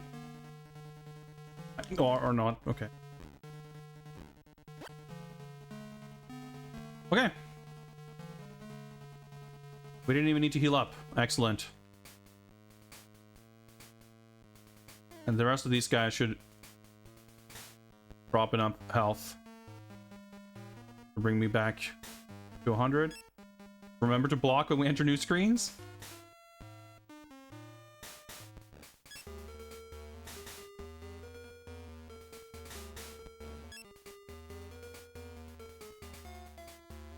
I like, yeah, navigate past these guys. Oh shit. Okay, he's got the backwards kick tech. All right, well, I'm almost full anyway. Ah, let's just speed through this.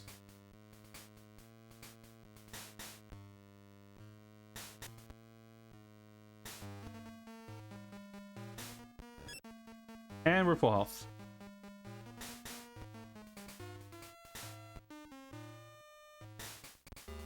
Yeah, combat's basic, but we'll see once we go to the Middle East. We're gonna have to contend with armed assailants, I'm assuming, because we at least get our gun, our service revolver.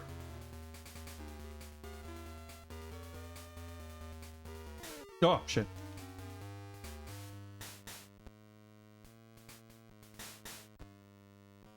Yeah, it's gonna be a little nerve-wracking to have to remember to go through the whole writing to memory, or writing to file rather, song and dance, but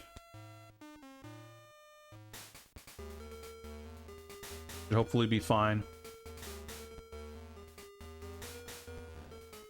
So this has been about 5 minutes to redo the opening. Well, we're not quite done, but almost. Like, there might be some Well, I was gonna say med kits. Oh, no, that wasn't even a med kit. That was just a heal. I see.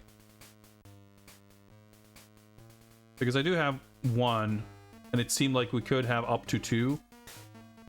Yeah, you can definitely block sideways. That's good.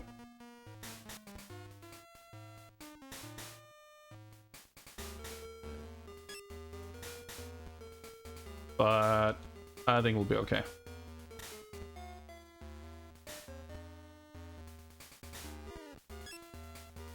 Oh, I got a bulletproof vest? Or a heavy vest. Okay. Oh, it's got 10 uses. Wait, I have to equip that? I guess I can't block. Well, blocking is probably pretty useless if I'm fighting dudes with guns anyway.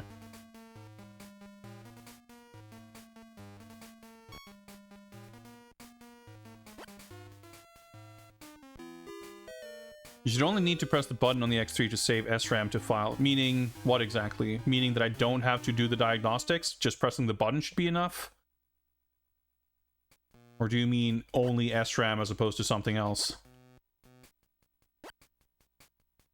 Oh, it's pretty cool. There was more Moneypenny dialogue that we missed there. She said something about me bringing back jewelry. Oh yeah, I have to present him the plans.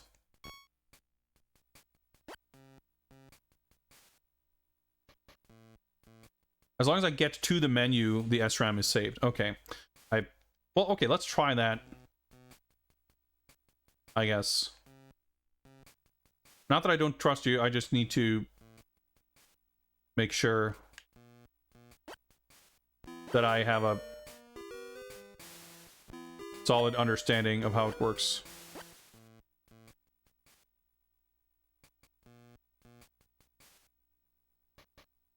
Yeah, see that guy's animated? Whoop, and they fold him into the couch. Or the glitches out of this couch for weeks. No, he's just... Oh yeah, dude. You left me the second med kit. That's so thoughtful.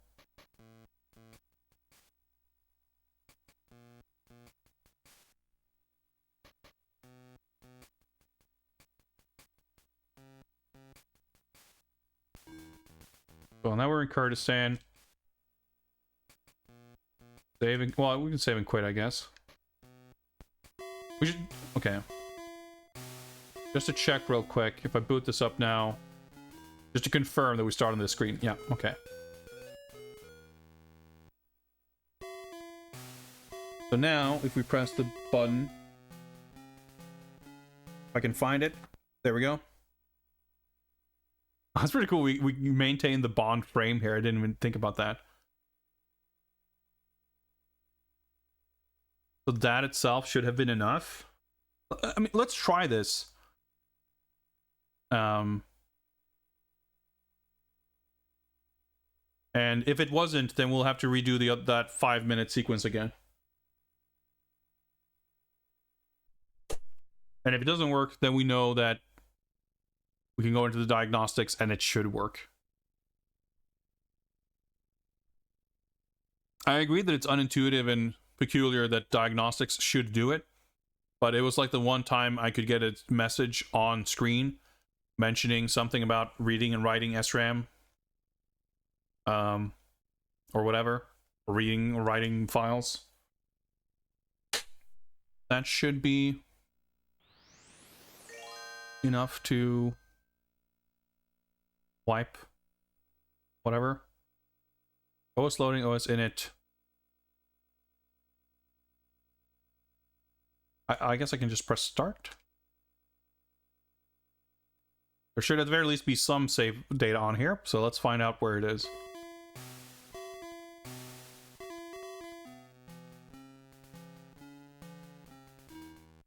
Okay, cool. Yep, just pressing the button is fine. Thank you very much, the opponent, for helping me figure that out. And making it slightly less obnoxious than it might have been otherwise. Excellent. Apologies, just wanted to check something here real quick. Alright. Bubblegum animation, pretty good. Careful, mister. The last guy who had an accident like yours disappeared. Alright, we're good to go. We lost, yeah, like less than 10 minutes.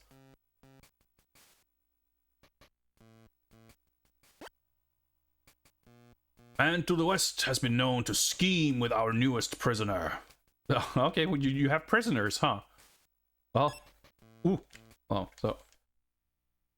Oh, 3. Did I level up? Did I increase my ability to carry medkits? I'm gonna keep my gun unequipped until provoked because I'm gonna accidentally start shooting bullets left and right otherwise. Cannot pet the goat. Okay, fair. Let's see what's down here, maybe? All this wildlife. Presuming these are impenetrable. Yep. Are these boarded up windows? Doesn't seem inviting. Check this building first. I mislaid my machete. I think my neighbor took it. You mislay things? Well, with enough text character limits, I guess you do. This guy's like already trying his best to look innocent. You are very suspicious, Mr. Bond. I find I live longer that way. Well, I didn't even introduce me or anything. This guy's like knowing my name, whatever. What is this machete doing here? Well, I'll just keep this, I guess. I need to cut down shrubberies. You found my machete. Keep it with my blessing if you promise to use it against Iqbal. Cool. I'm glad they accounted for that in the dialogue so we don't have to play a Bond who just pilfers the belongings of innocent locals. Oh. Pretty good. Good. We can just stab people with this, I guess. Blessed machete, yeah. Okay. I wasn't sure if the button would initiate dialogue or combat, but I guess combat. Oh, there's the prisoner. I was caught trying to steal a lamp from an old man. Ah, the lamp. Wait. So this guy's talking, okay. Caught this criminal for the last time. Now we're after his cousin. Wait. Does that mean I could have talked to the other guy by accidentally slashed him with my giant knife? No, that doesn't seem to be the case. Okay. That seemed like lunacy, but you never know.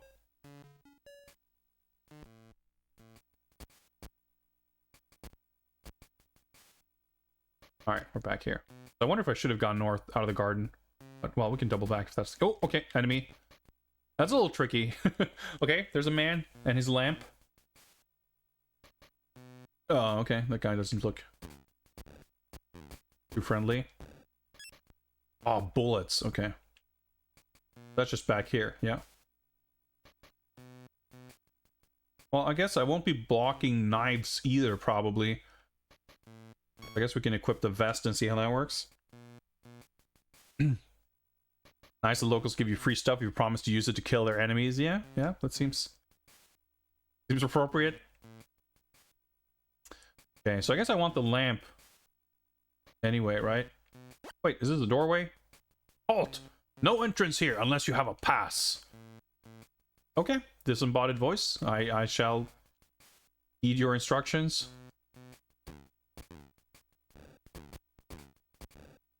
It's a little disconcerting that these guys don't do anything until provoked. And I just never know until the last moment if my button press will initiate dialogue or attempt to kill them. But that's the Bond lifestyle, always on the razor's edge. And it's just additional immersion. Scheme! He does not know what he's talking about. Really? All right, my cousin was not arrested for stealing that old man's lamp. He was caught while we were forging cabaret passes. Please don't tell them about me. I'll give you my gold ring if you keep quiet. All right. Could come in handy for a handyman. Or someone. I've of less scrupulous nature. Alright, cool. Maybe we can pay it forward and bribe someone else with this gold ring.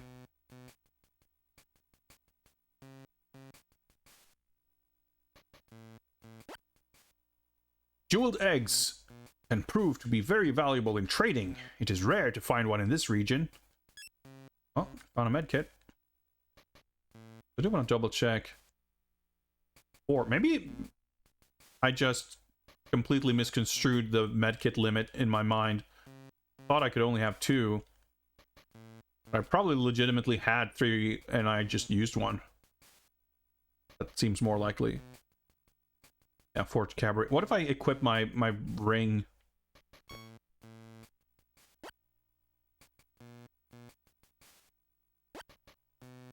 Oh, okay. Wanted to double check.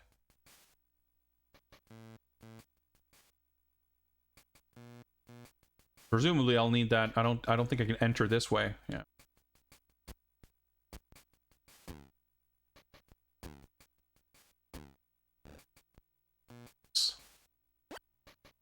Don't open from this. Yeah, this is a one-way gate. Okay, I can flash this down. Well, what's over here? Healing. I don't need it right now, so... Gonna be some dark, dank caves, right? Because we need the lamp. Reach this sprite? No, I guess not.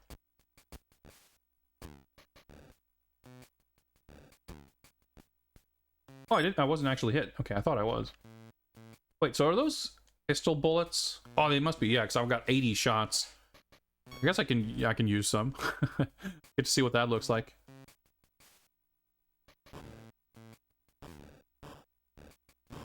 Okay.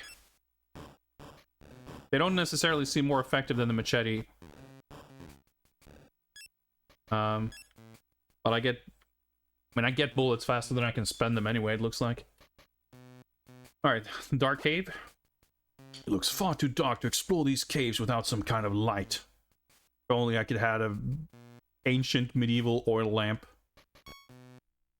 Yeah, I guess keeping the machete means I don't have to unequip or re-equip it as I leave screens, though, so... It didn't really seem to be that less effective. Okay, this looks like a place to go into some Wolfenstein action. Maybe not? It's not.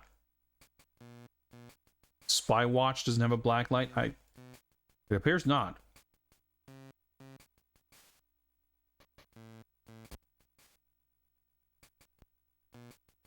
Ah! New path.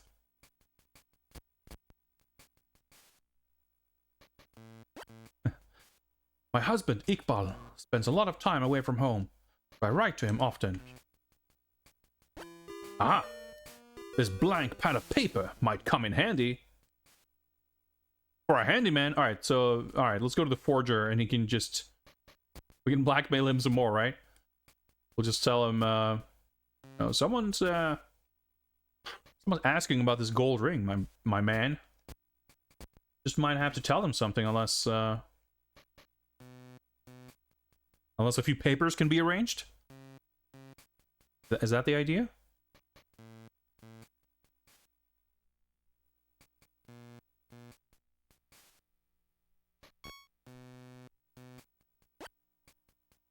I have nothing else to offer. Perhaps my cousin can help. Ah! I see. So wait. Is he the guy in the prison cell? I'm struggling a little bit to keep everyone apart, but let's check.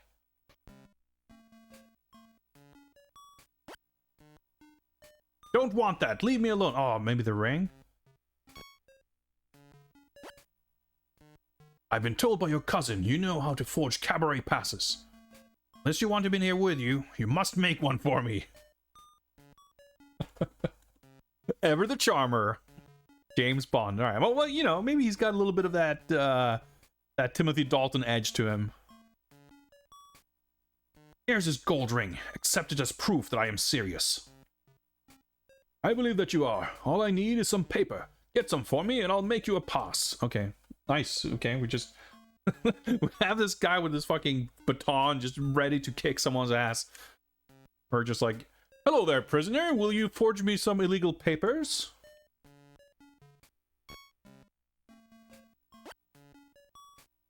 Here's the paper you requested. Great. Let's have it. Now keep that guard busy, and I'll have this done in minutes. Alright, well.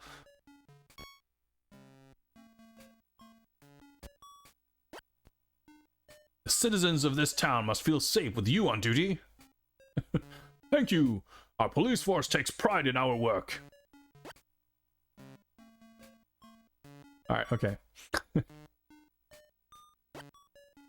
Good luck. Sick, we got the cabaret pass. Look, the puzzle solving is very easy, simple, but it's quite satisfying. Alright, let's equip our new pass. Thank you, you may pass. Oh, dude, the cabaret. Blinking light gives me a headache. Will you join me? Sorry, darling. Something's come up. Iqbal's father spends a lot of time in the cave to the north. He isn't there, he's usually in the courtyard. Oh, that's the flashing light, I guess. You'll never get to the courtyard as long as that guard sees you. You want that shaken, not stirred? Well, everybody knows Bond in this village. Oh, yeah, I should probably equip some weaponry. No one goes out this door. Oh. Halt! That is a restricted area. What if I just kill you, though? Do I need to...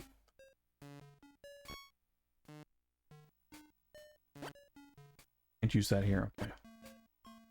That's like a key. It's not. It doesn't have ammunition or whatever. It doesn't say a number 1.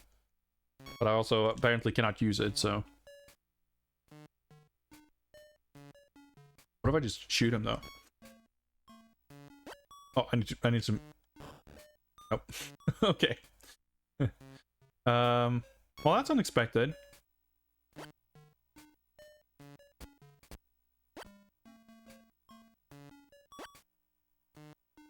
As long as that guard sees you. Like, do I need a disguise? Or do I need to sneak past him? Do I need to Wolfenstein a secret door here somewhere?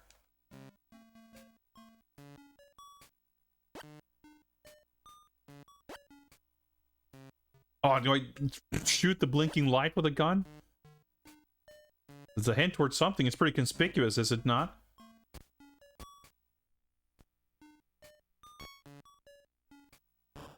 Aha! It's dark. We can sneak past. Oh, brilliant problem solving. Okay. How did you get past the guard? I left him in the dark. This lamp should shed some light on the whereabouts of 008. Alright, let's open this one-way garden gate. Sick. I think the cave was to the right? I like that the enemies don't respawn. That's a nice convenience.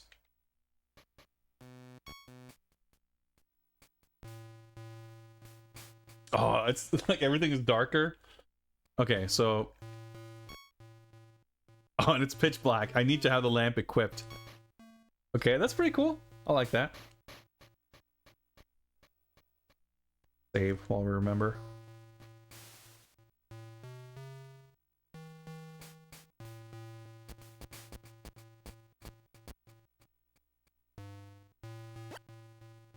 It's locked. Iqbal must have the keys.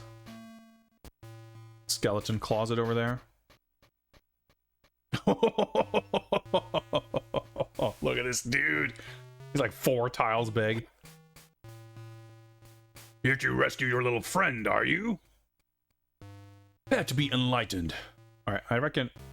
Oh, wait, what? What did I just toss on the floor? Oh, the stun... Oh, that's so sick. You just toss the little stun key on the floor?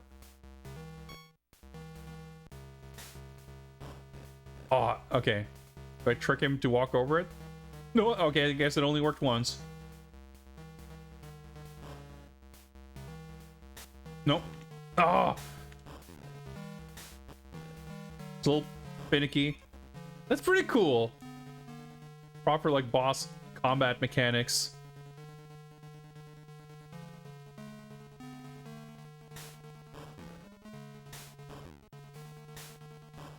Oh, he gets, like, knocked diagonally. Dude, that was sick. He just, like, automatically tosses it on the floor to, like, set the stage for the boss fight. That was hella sick.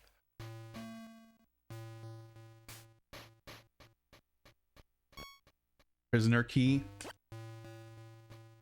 Hold on, 008. I have Iqbal's keys. He'll be free in no time. Alright, will 008 survive the like, this screen?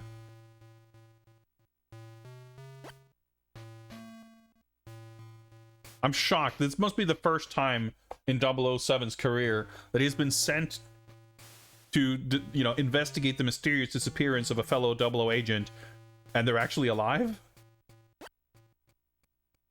Well, currently.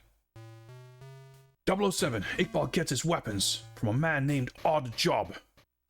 Found out that he is located in Marrakesh. Stop him, 007. I'm too weak to go on. Hurry, Bond. Get well, 008. Take this lamp and take your news to M. I've got a date in Marrakesh. Okay, so I was like, well, I guess he is dying. But then Bond is like, pick yourself off the ground, take this lamp. I'm going on my next mission. Man, things are progressing rapidly. It feels like this is going to be like a 2-hour game. But I don't know. I was expecting... It's cool. It's like it's, you know, fast-paced. It doesn't overstay its welcome, but I guess I wasn't expecting each locale to be like a 10-minute level. Yeah, maybe 008 can just use the genie and he'll be okay.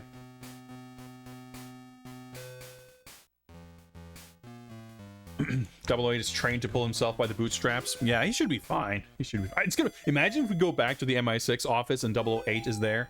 That's gonna be pretty sick. Yeah, he's both alive and not a secret villain. That's true. That's I guess those are the two flavors, right? He's either dead or a villain or both, typically. Yeah, shockingly, as far as we're aware, by the time Bond left that screen, 008 was still alive, so that's pretty impressive. I need to take another short break. We'll be going for a while still. We'll see how much further we go, but I definitely need another short bathroom break. We've been going for about 4 hours, so that seems about appropriate timing. I guess we should try and just get into the habit of doing this to, like, make sure that stuff works. And we should hopefully be fine. But I'll be back in just a few minutes and we'll see what awaits us in Marrakesh. See you guys shortly.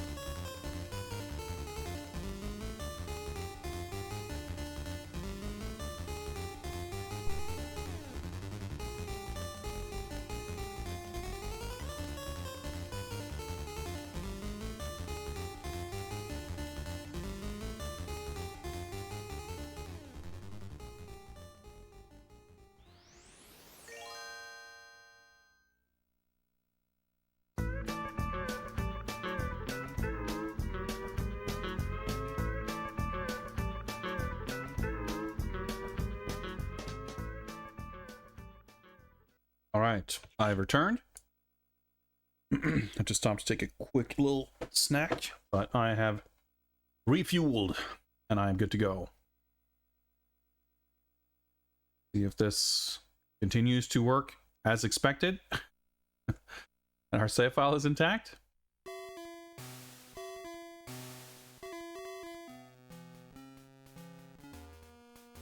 All right, we're good. Timer. I very nearly forgot.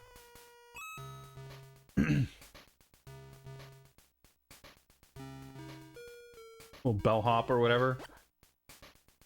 I know Marrakesh very well. You can get anything you desire in the market. Alright. Welcome to Marrakesh, Mr. Bond. James Bond. Ah, Mr. Bond. You're in room number 5. By the way, the young lady by the pool was asking about you. Oh, we got a little room key. It's so cool. Music's not bad either. Casino is one of the many attractions that draw tourists to Marrakesh. Be sure to pay it a visit. The hotel, casino, resort, oh, the lady by the pool. All right, we're getting some big Bond energy here. I sure am enjoying my vacation, but I'm visiting the black market during my stay. All right, just bragging openly. Well, I mean, I guess that's what someone who wants to visit the black market on their vacation would brag about. Well, 007, I was beginning to wonder if your luck had ran out. Sorry, I ran into a bit of trouble. Q has a new toy for you. Find his lab here in Marrakesh. Odd Job and a man called Mr. Fez are running arms deals out of a room in this hotel. Mr. Fez is the only one I've seen come and go. I think he's the key. I'll stay here and keep an eye on things. Check back with me for more news. Oh, dude, this is sick. Alright, okay. Double checking, there's not more dialogue. Oh, we can't go on the diving board. Oh, okay. While I was out shopping yesterday, I found a store where they would only accept jeweled eggs as currency. Isn't that odd? That is a little odd. Sauna, that's so cool. I guess I didn't realize we were entering the spa resort area. I guess rooms are this way. There are many shops in Marrakesh that would interest a traveler like you. Alright. Locked. This room belongs to Hal. Call him the Great Snoozer. Okay. I'm alright. You hear what sounds like a large tub being filled with water. And I could go for a nice relaxing bath. More great snoozing. Lock. Oh! Alright, I need to equip this. Is this room number 5? It is. Alright, this is nice and cozy. Hidden item. Oh, never mind. There was a hidden item. 5 medkits. Alright, we're pretty well stashed up. Yeah, I got this at the black market. Well, I think we can just eavesdrop at the other hotel rooms. Get away from that door or I will have to call the hotel manager. I'm sorry. You hear an odd whirring noise. Locked, okay. This game is simultaneously goofier and charminger? Goofier and more charming than I expected, but also like exactly what I expected. I don't know. Like even from the tiny little bit that I remembered of the very beginning of the game, I feel like a lot of the rest of this could be kind of extrapolated from that. I mean, not to say that it's been predictable, but just that like the little goofy sense you get from the very beginning has been pretty consistent in the rest of what we've seen. But I think I was definitely expecting it to not feel as like sort of simple and constrained. Mind you, that's not a complaint about the game. It's just you look at it and you go like, yeah, it's got these kind of Zelda-esque vibes, but it really isn't anything like that, or at least not much like it. But I think it's cool, the fact that we've had these pretty brief sections. Like, there's constantly new stuff happening, which is pretty novel and kind of entertaining in its own right. Look at these guys. I'm assuming these guys are not up for some friendly conversation. Yeah, the action bits are like... Game's just struggling a little bit with multiple characters on screen. Although dark and dangerous, this path leads to the market. Alright. What this fella? The desert is a confusing place where many people get lost. That's right, we need the canteen if we are to brave the desert.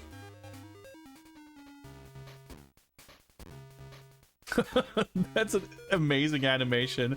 Just a little wobble when he walks. Yeah, I would assume that most games that have Super Game Boy support don't do an awful lot with it.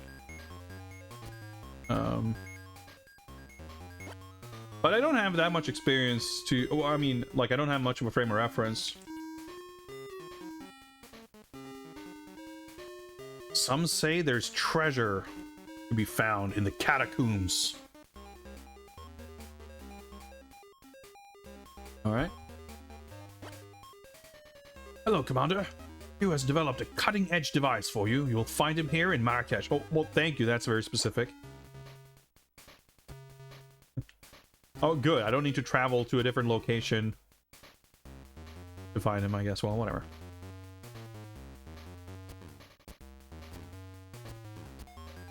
It's not the most Bondian Bond sprite we've seen in games, but yeah, it's pretty cute. I like this walking animation. Alright, market. I'll trade an underground pass for something valuable. Well, I guess we don't have anything valuable currently, but we'll keep an eye out. I mean, for all we know, there could be a bunch of locations still, and the scope of complexity might keep increasing. Because even just like looking at the map layout, the navigation here seems a little more complex than Kurdistan. For better or for worse.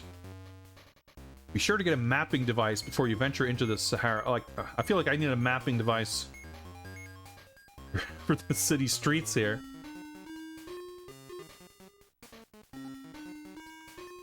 Being able to play the game on your virtual Bond watch is a nice touch. Yeah, it's pretty cool. It's a nice and tasteful Super Game Boy screen. I'll give him that. Yeah, that leads. There's another exit there, I assume. But let me just double check. I think this was pretty much a linear path here. No, okay, there's another path that goes down. Maybe this leads to the desert. Well, eventually. Oh, there's a doorway there. It's a dead end, so might as well explore this first.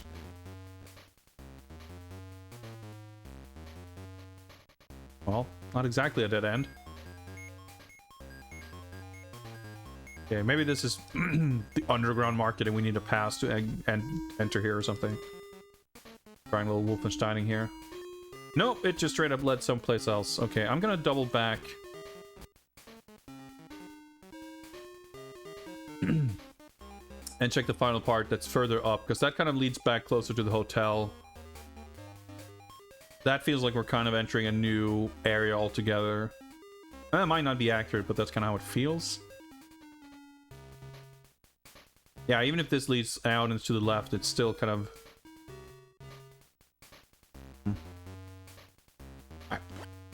who knows? The door above you will get you closer to the black market. Okay.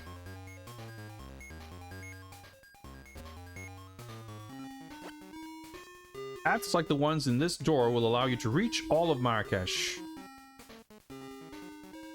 Huh. Pretty conspicuous location. I'm sure there's something happening here. I love these little birds or flies or whatever they are, just adding a little bit of life to the scenes. Okay.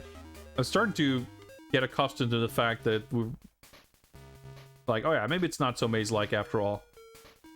But now I'm not so sure. Rumors of underground paths that connect all of the important parts of the city. Well, we'll just keep bumping into stuff and we'll eventually get to something. With you know, we keep finding new stuff now, so that's not a bad thing. Keep on this road, you'll find the casino. Okay. Black market is hard to locate, but worth paying a visit. Okay, so there's the black market and potentially a more legally, you know, savory market. There's the casino, there's the desert.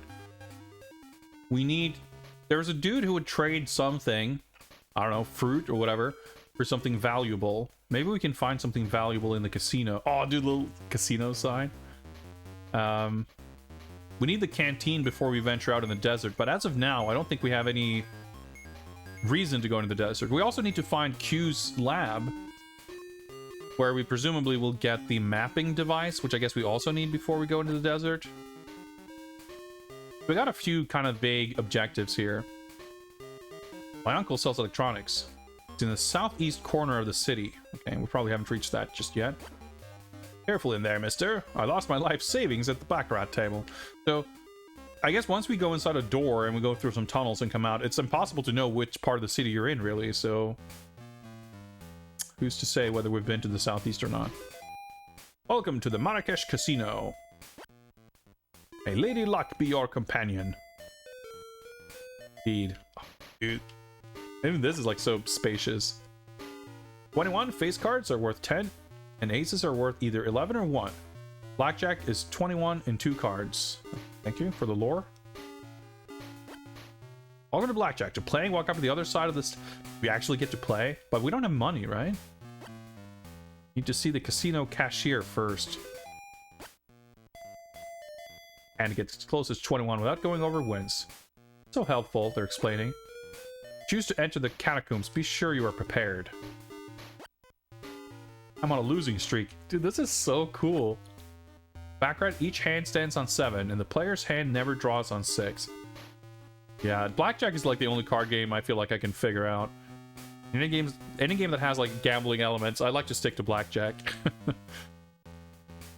Quit looking at my cards, bub. Object of Baccarat is to get the closest hand to 9 in 2 cards. Well, I guess that sounds simple enough. House won't let me play anymore. I've won too much money. I should really find a new pastime. I never do well when I gamble. Couldn't make it at the Baccarat table. I think I'll try my hand at Blackjack now. What'll it be, mister? Well, nothing, I guess. Oh, roulette. Hoping to win enough money to be allowed into the Baccarat room. Oh, there's the high rollers room. The Baccarat room. Alright, table's full. You have to be a high roller to enter. You need $2,500. Okay. Roulette is not my game today. Oh, there's the cashier's booth, I guess. Welcome to Red Dog. To play, walk up to the empty table. Red Dog? Never heard of that. Object of Red Dog is to bet that the third card drawn will be between the 2 up cards. Okay. Okay. I think I need more of these people to explain the rules. Red Dog is also known as Acey Deucey. Oh, more roulette. This roulette table is closed to everyone except this gentleman. It gets his own table, huh? Strange that the currency used in Marrakesh is the dirham. This casino only accepts dollars. Just half walk speed because there's too much gambling going on.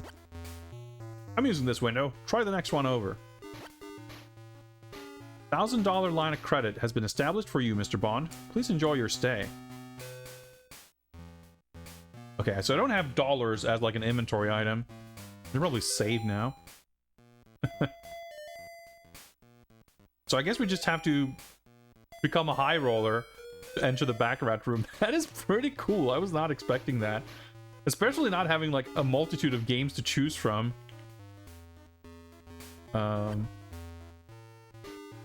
So I guess there is... Oh, but maybe we can't... Maybe there's not a table to join here that we can actually play. Yeah, because normally they would say... hey, go to that table or whatever. Yeah. So I guess we can play 21 or blackjack rather, or we could play red dog. I guess we cannot play roulette either. Maybe if we approach the table, talk to this guy. Yeah, the table's full. All right, so one table's full and one is exclusive for the other guy. All right, we're gonna play blackjack. I am kind of curious about red dog, but let's start with something more familiar. Oh, a little blackjack logo on the bottom. All right.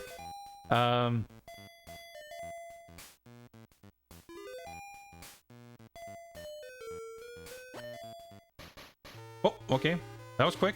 Oh yeah, dude, I got fucking blackjack. Oh, the 007 card. Yeah, time to lose all. I'm a little bit nervous about this, like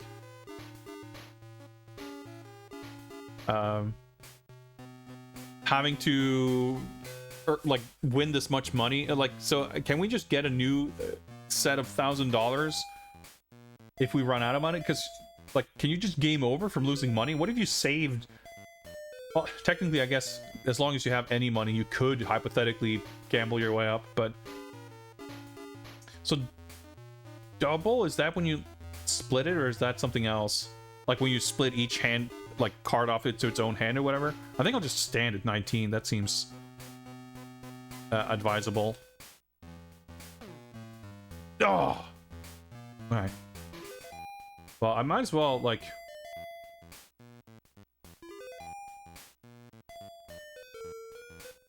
You know, try to get this in as few hands as possible. I don't know what the max bet is, but... Oh, yeah, all right. So, yeah, I didn't think it was the split thing, but I couldn't remember what this was. Yeah, so you take one more card, but you cannot take more after that. Split only happens when we have two cards of the same value. That makes sense. Okay, so I'm at 13. 15. Oh, I hate that it doesn't even give me the total, by the way. I have to use my fucking brain. 16. The odds of me getting one more card... Well, 16 is still, like, relatively low. Well, anything 5 or lower keeps me alive. Isn't there, like, a thing if you get 5 cards or something? Well, whatever. I guess not, but we're alive. Holy crap. Okay, that was pretty sick. So what I'm going to do is I'm going to quit. And I'm going to save. And I don't know if it's going to actually save the money I have. But if it comes to it, we can at least load and see what the deal is.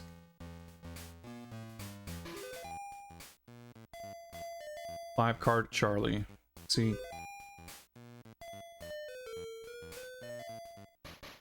Let's go for real high roll. I guess we'll find out. I mean, I don't really need to bet more than 1,000. Oh, 15.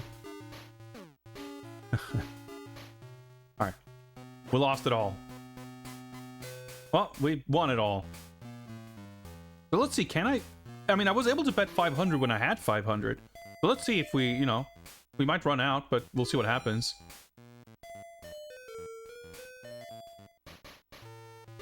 So that's 17, right?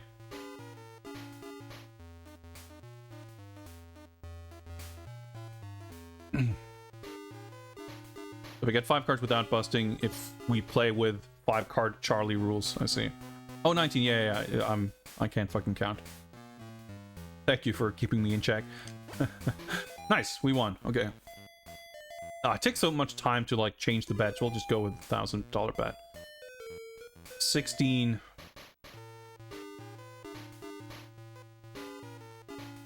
So we're betting on 5 or lower. Well, I'm not gonna... So, well, whatever. Well, we won. Okay. Pretty good. In fact, let me go out and go in again in case it needs, like... I think it saves the exact state of my stuff. but it puts me in the location of the last like door entrance. I just want to hop in here and see. Yeah, I have my $4,000 still.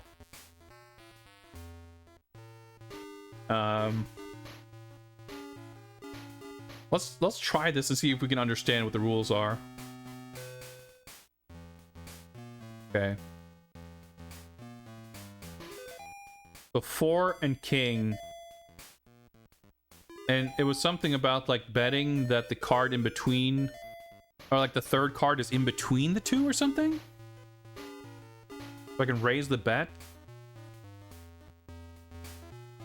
Oh, okay. But it wasn't because it was over king. Okay. Let me try again just to see if I understood the rules. So 10 and 3. King. Okay, I still lose. Whoops. Oh. Yeah, so between 2 and queen seems likely. 8. Okay, yeah, I got it. Okay, that's simple enough. But it seems... I don't know. It seems like a ludicrous thing to say, but I was going to say it seems more luck-based than blackjack, but there's like fewer... Well, I don't know. It seems less fun anyway. We're still a high roller, though, so it's fine. We still have to learn baccarat, I guess. What happens if we go to the... Good luck, Mr. Bond. Okay. Have to be a high roller to enter. Well, that's us. It's nice to have some new competition, but be careful. Win too much and you will spark the interest of the one man who never loses. Oh, I guess that's what we need to draw out, the mysterious man, by winning. High rollers are always welcome at this table. As far as casino games go, most are more luck-based than blackjack. Maybe that's why I halfway like blackjack, because it's like comprehensible and also not a complete crapshoot, I guess. Oops. Shit, I'm gonna quit. 'Cause I need the guy to explain the rules of baccarat again before I start betting money, I think. This is the blackjack section. I like that when I try to walk diagonally in populated rooms. Well, not this one, but most of them, things just slow to a crawl. Alright. Yep, catacombs, whatever, losing streak. Maybe the dealers will help explain the rules. In baccarat, each hand stands on 7, and the player's hand never draws on 6.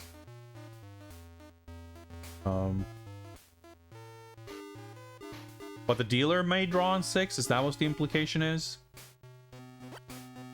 Object of baccarat is to get the closest hand to 9 in 2 cards.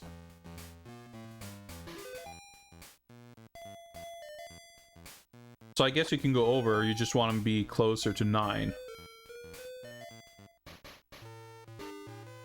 I guess we'll do some small bets until we learn the rules.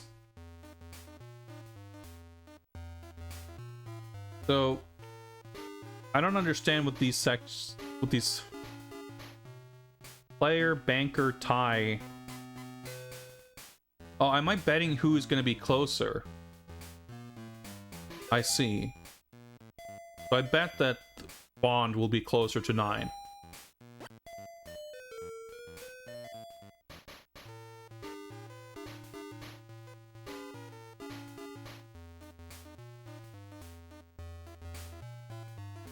Okay, I'm confused. I guess the king counts as 1? Is that what's going on? Is that why? Because obviously if the king was 10 and he has to draw a second card, that's one thing. But the third card is a bit confusing. Because the fact that all of the cards came up at once is a little confusing. Maybe because we were playing Red Dog. Yeah, because it's a tie. No, wait. No? It's a win? Is the king 10? And he's at 24? I'm very confused. Clearly, I'm at 16 at least, right? Scores loop around every 10. That would have been a very helpful thing to explain. So essentially, does that mean that a king means nothing then? Or no, or does it count as 11, but it wraps around? Which means it would count as 1? In which case, he's at 5? Wait, 6 to 4. So 10 is means nothing, right? Okay.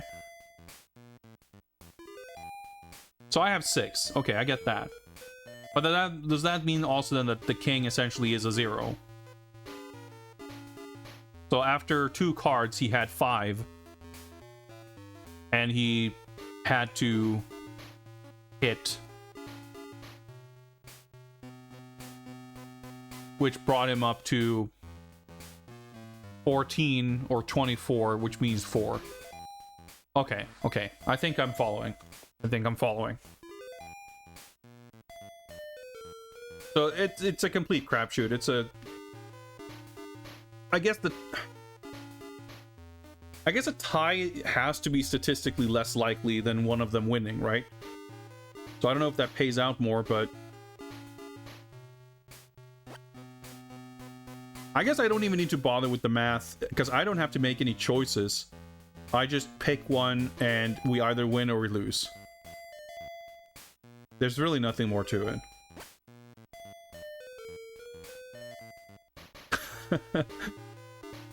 I guess ace counts as 1. This is a pretty funny hand. Yeah, I'm assuming tie would pay bigger odds, but I guess I don't know if I would take that for granted in this game. This being such a small part of it and being like kind of a simple simulation. Okay, we'll keep winning, so I'm gonna quit. I'm assuming... I was gonna say that once we need to meet a certain threshold, Mysterious Man will show up, and maybe 4,000 was that threshold? I just wanted to go out of the menu and save, but it looks like we did what we needed. Hello, Mr. Bond. I see you're playing your hand well. Obviously well enough to attract the attention of the man who will lead me to Oddjob. You'll get no help from me in this lifetime, Bond. Then it would seem it's time for me to say goodnight, Mr. Fez. Yeah. I wasn't sure if that was like the boss fight introduction, but no, we're still in dialogue mode. And for a game of Baccarat? I mean... Do I? But try to all in? No, it's a little inconvenient to, like, you can only increase the bet sequentially, so you have to, like, hold the button for 2 minutes to do that, but... So, I mean, I can play more. Am I supposed to play more now that he's here? And I guess I just saved. But he already showed up. You would think that's what, like, that what we're playing for? I don't know.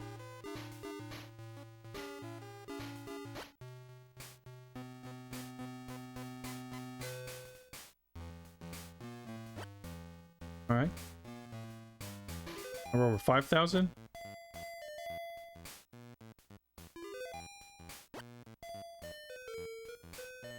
Spark the interest of one man who never loses. So, am I supposed to play against him? Which it doesn't seem like I can do. Maybe I'm supposed to get a different, like another score threshold. Maybe I'm supposed to just give, like, maybe I'm supposed to present an item to him. That would make sense, right? Like, we've triggered his appearance. There's still stuff to explore, so we can always come back here.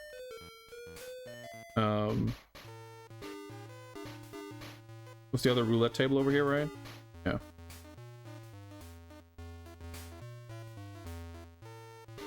It seems like there's no real indication that winning more is gonna do something else there, and even if that is the case, I would assume that there are other avenues of exploration available to us.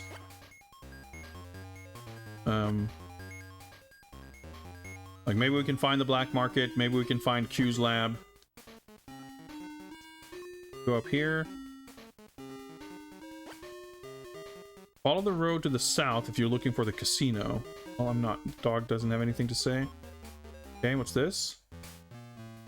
This is the start. Okay, we're back at the hotel. What if the pool lady has news?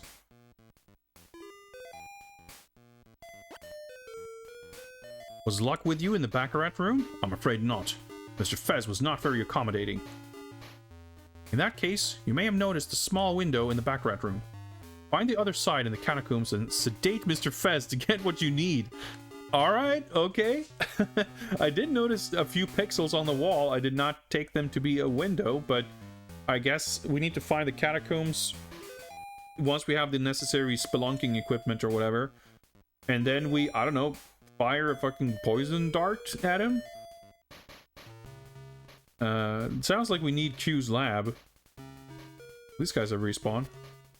Actually, let's try to explore. Because we went to the right when we first left the hotel. It's very difficult to reach the black market. Head east and speak with my friend. Can't get in, but I've seen other people come and go through that locked door. This one? Halt! These halls are for underground members only. Okay, most of these doors seem non-interactable. Yeah. Okay, so I think we came through that tunnel. We didn't. Oh, dude, it's so hard to keep track of all this stuff.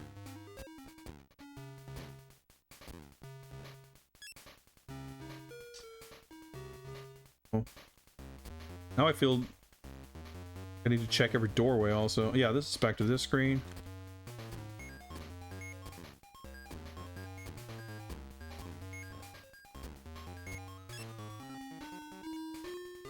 Okay, that's just nothing, I guess.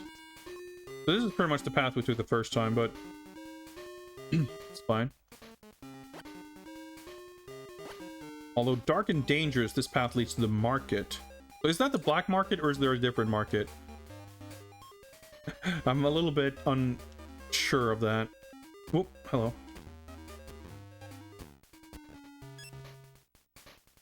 What about this? Some say there's treasure to be found in the catacombs. Okay. So someone at the casino, right, said something about the catacombs. Yeah, Q has developed a cutting-edge device. You'll find him here in Like, I wish it could have been slightly more specific. I'm not planning on leaving the city. So, to the right is the market man who wants something valuable. I guess these dudes probably are coming back because we rebooted the game. That would make sense. Oh, the underground pass. Okay. Aha. Okay. So we know that the underground pass is something that we want, and it'll let us enter that door near the casino. And someone mentioned something about people who only trade in jeweled eggs. So I'm guessing that's the hint that that's the valuable item that that guy wants.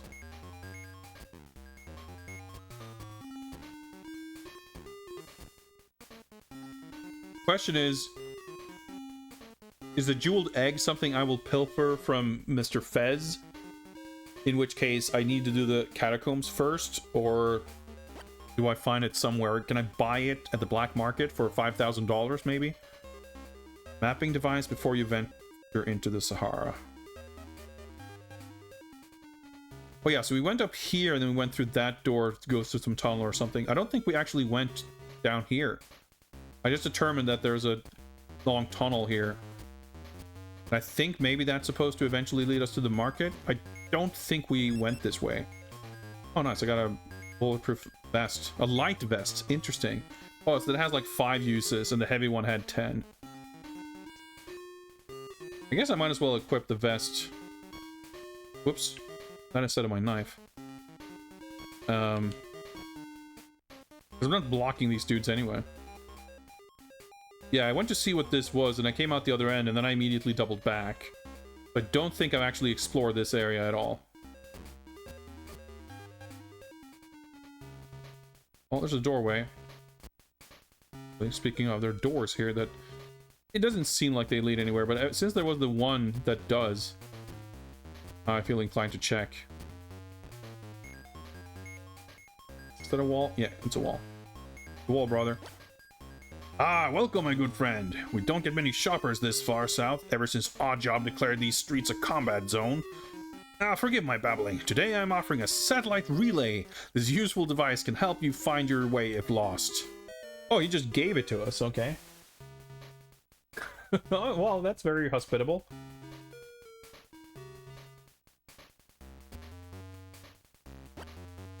You took the last one I had, okay. Nice. Got the satellite map. Oh, okay. Okay. Perhaps quite as useful as I would have... Oh, nice. Wanted, but... maybe it's more meaningful in the desert. Having an actual map here would be quite nice. Okay, so these paths just lead to the same place. Okay, good. Electronic shop southeast of here. Oh, yeah, that's the one. Okay, didn't this dude... some other dude talk about his uncle or something? Who was running that shop? Did I come out? If you're looking to trade in the black market, you're on the right path. Huh.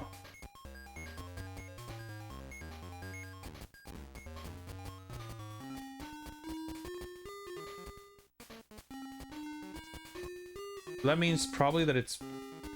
okay, well, but I guess I haven't been here, so that other doorway up here looked familiar, but everything looks the same. So I guess we haven't been here. But I'm afraid there's going to be some kind of secret door or something. Everyone keeps talking about how difficult it is to find the black market. Maybe we found it. It just came from the market. Yeah. Not bragging. But surely this is not a place we've been.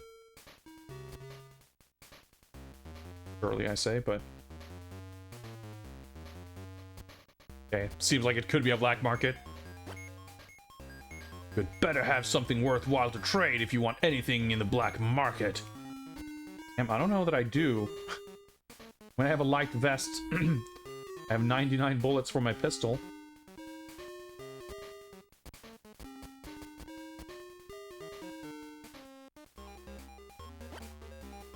Paths like the ones in this door will allow you to reach all of...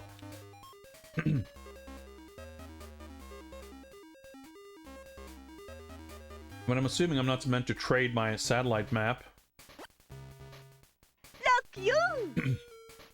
New alphabets, thanks for the follow. Oh, these halls are for underground members only. Okay. Is that the same door as the one I was at before? I don't know. The enemy's here now. I thought for sure I was like circling around to places I've been, It's but like one of my Japanese animes. I'm not sure.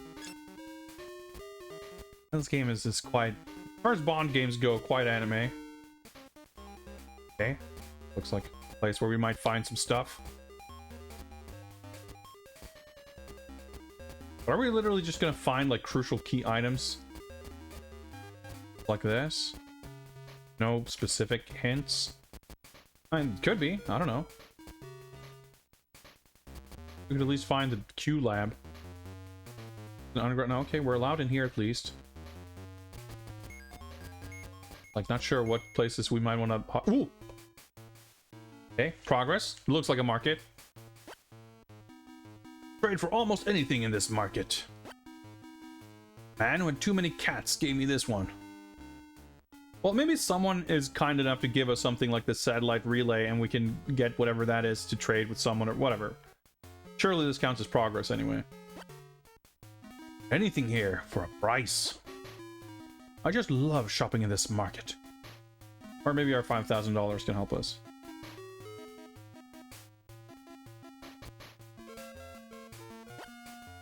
Beware of rats, especially the two-legged kind. There are more attractions in the market than the vendors. Let's see. See what we can find.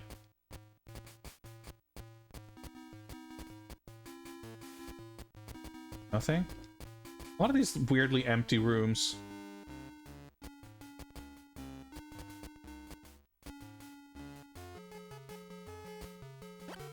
Or tents.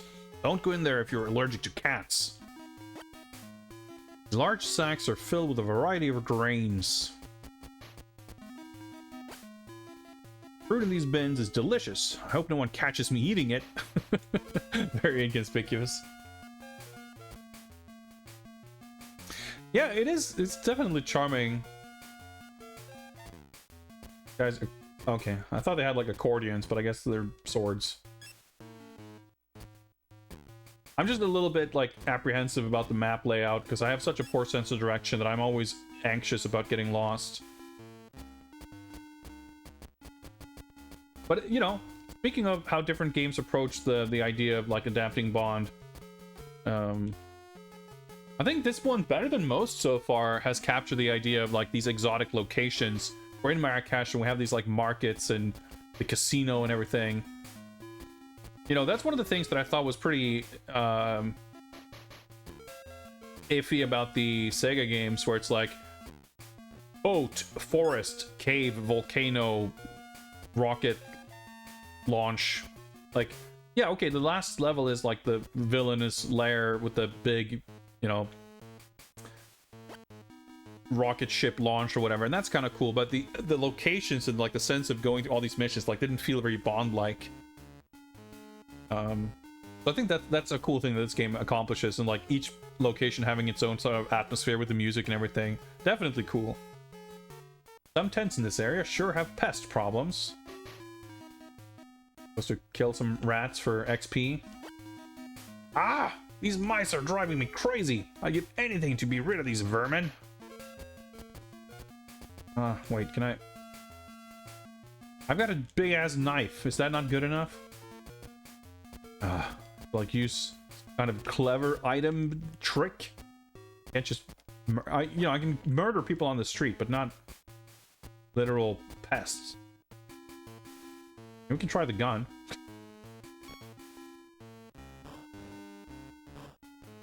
Oh, that does not appear to work.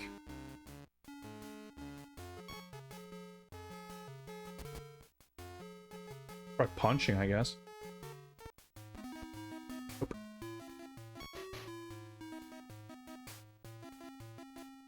That absolutely sounds like a quest that we have to do. The guy's pretty, you know, open about the fact that he will give me something if I can help. Maybe I need to find poison or something. This mission is already quite substantially more elaborate than what came before. Oh, fire breather. All right, that's pretty cool. That's all right. That's all right. I don't think we went in here, did we? Oh yeah, there's the cat guy. Oh, cat will take care of the mice. Cats are free to anyone who can feed them. Do you have any food? I mean, I know a place.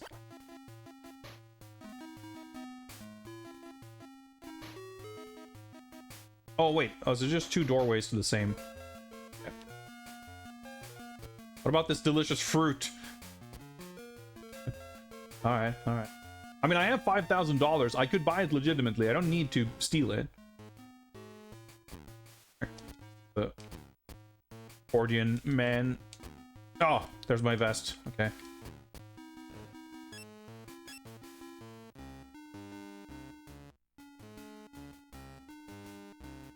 Oh, whatever. That, I guess. Or I guess I might as well equip the gun. Beware of thieves in the market. Their swords can be deadly. Oh, okay, they're just thieves, I say. I guess I'm allowed to kill them then. I have the finest chickens in the market. Compare my prices with any vendor here. I'm sorry, old chap. I don't have time to haggle over prices with you, so I'm taking one to go. All right, chicken. Chicken acquired. No haggling required. Does that mean that Bond just... Is that his, like, pithy one-liner for when he steals food from the poor vendors? Is that the British colonialism shining through again? Like, oh, this is mine now. This is the first time I've seen the vendor to the east with any chickens. Well, need to be happy with them. Heads, I try my luck in the catacombs. Tails, I try my luck in the casino. Catacombs, just go north. Watch out for thugs, though. Oh, thugs. Oh, the gun is, like, not great, is it?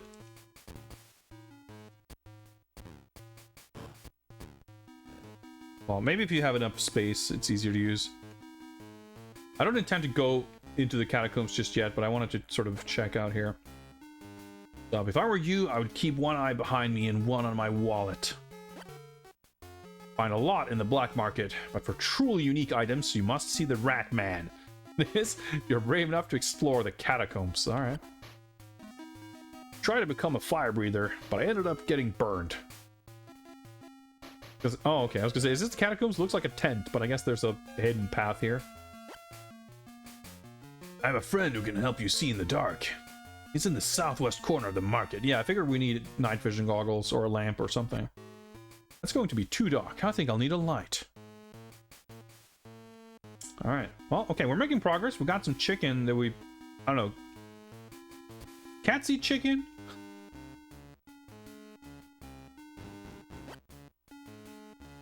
Think you worn out your welcome in this city? What?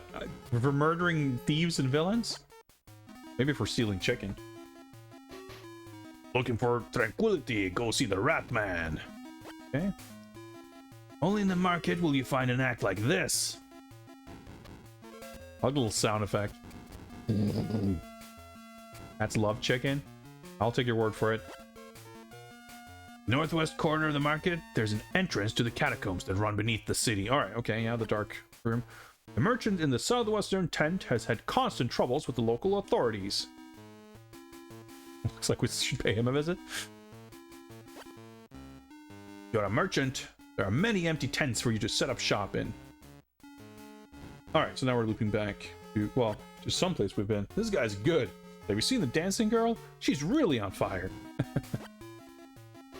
I left my fruit bins to come see this act. Oh, that's why the other guy was free to eat. I see, I see. My husband makes good money with his fire-breathing act. Can we talk to this guy? This guy's good, but I wouldn't get too close. Okay, I guess there's a few screens to the west here that we haven't looked at, maybe? Down there somewhere, I think, is the Mouse Man. Important distinction, I guess, between the Mouse Man and the Rat Man. An empty tent to set up shop. Yeah, I figure we're not gonna find like a jeweled egg or anything, just Wolfensteining it here. Yeah, they're like invincible while they're stunned. So if you can knock them back like that, you can time it so you can shoot them. But up close, it's kind of useless. I could help you immensely if you could only find me a small red fish. A red herring by any chance?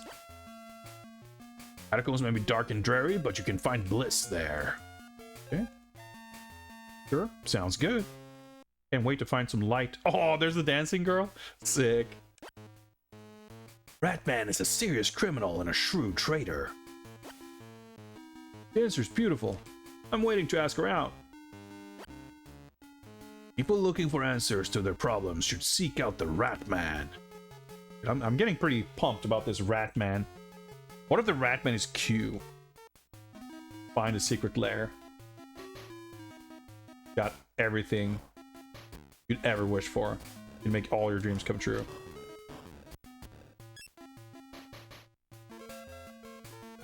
Cat?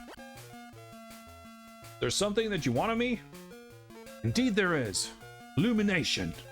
There's something you need of me? Escape.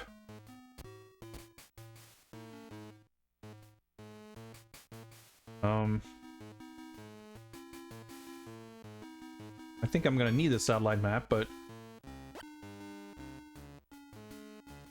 Alright, so my best bet, I guess, is to trade the chicken for a cat. So that we can... Whoa! Yeah, I kind of figured we would get this sort of a sequence where you trade a thing for something else, and... I think I just hit the two of them with one bullet. That was pretty good. And we just kind of trade our way up the chain until we eventually get an item that we actually want or need. Yeah, so I think it's down Oh, yeah. That's the guy who needs escape from the local authorities. I get it. Down here somewhere, maybe, is the guy with the mice. Oh, yeah, because I need the cat first. Whoops.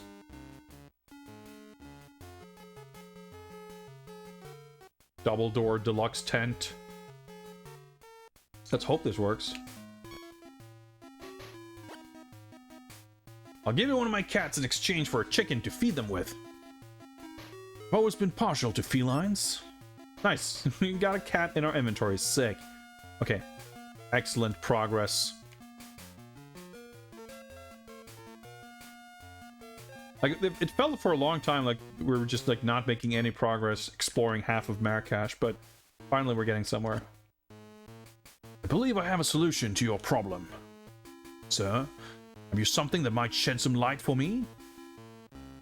I don't, but I'm sure some other merchant could give you what you seek in exchange for this rare pearl. Okay. The rare pearl is not going to help this guy with escape, but someone who wanted something valuable. And that dude's not even in the market, so we have to leave. Unless... Like, since we're here... I don't even know exactly how to find my way back to that guy, so just to be sure... I mean, I can't see how this would actually work, but... Doesn't take that long to just try it out.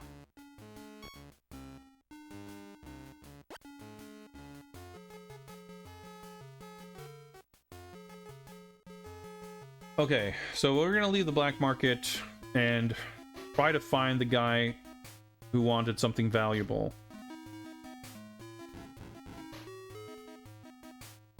If we can find our way out of here, I think it's this way.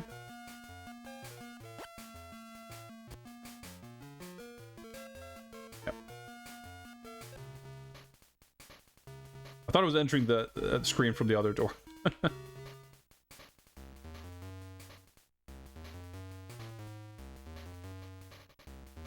And finding our way back here is probably going to be a little tricky, but that's alright.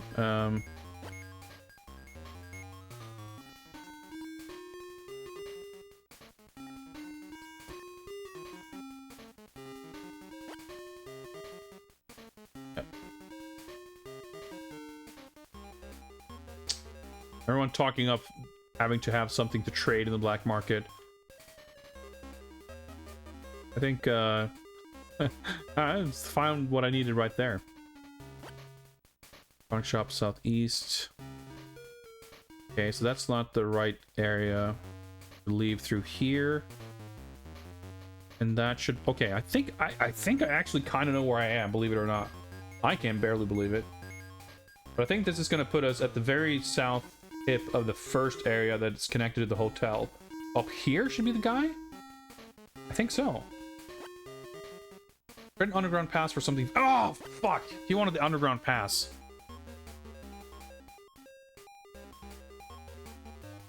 Okay, I think we're probably not meant to leave the market. Because I reckon that's probably a self-contained kind of quest line.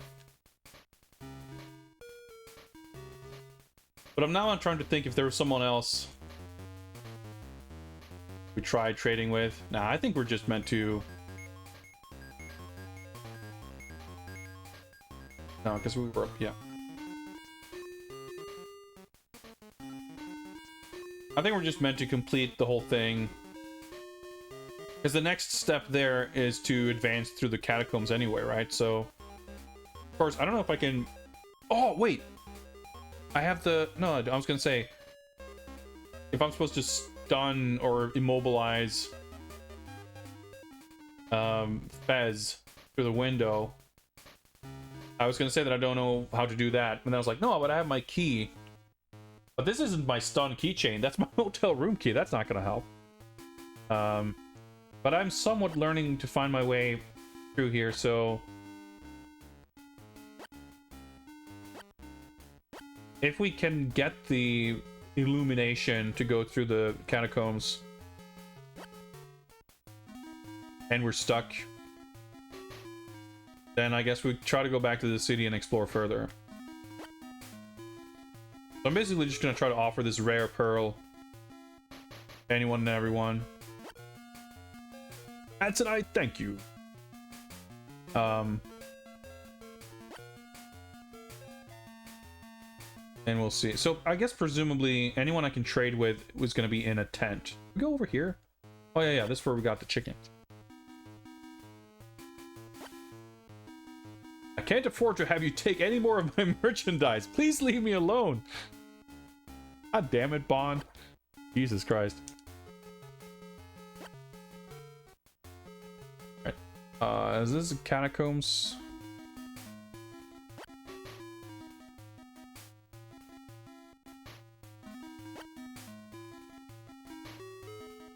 Southwest corner can help me, but he needs escape. Now I'm starting to second guess.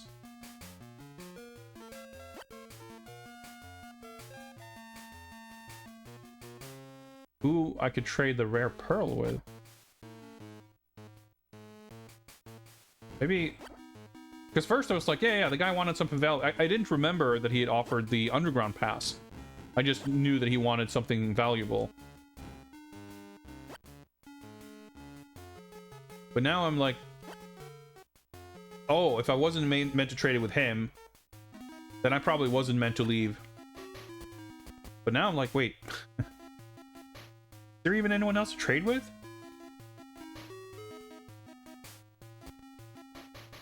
Didn't the guy who gave you the pearl tell you to trade it and what for?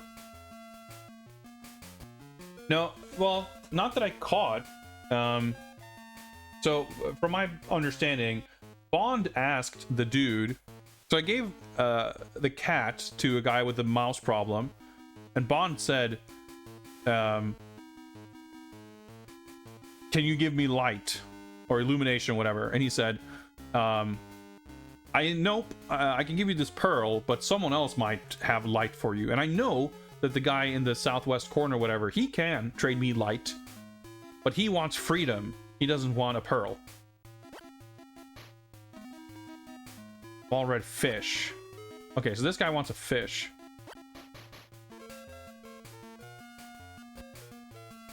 But if I misunderstood that exchange or missed something, we'll see. Well, I guess I can find him again and see if we can get some dialogue here. Huh. Something that you want of me? Indeed there is. Illumination. Is there something you need me? Escape. So yeah, the jewel doesn't help me here.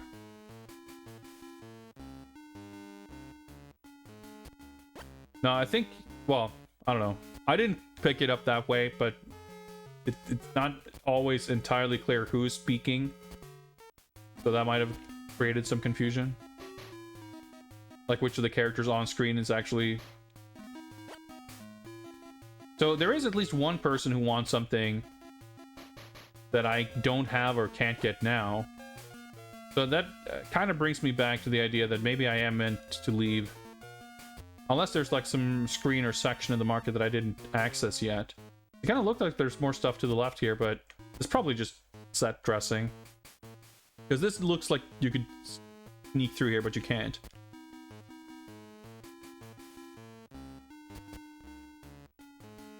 Same with that doorway, probably.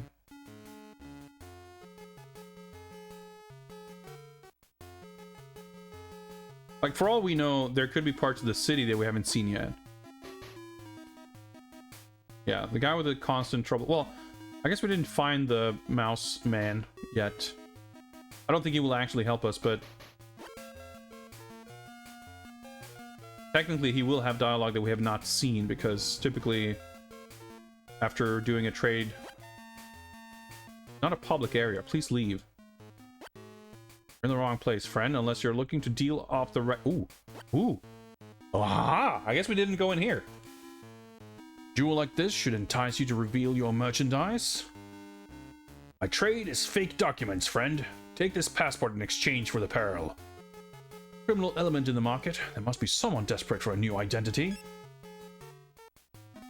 I can think of at least one such person.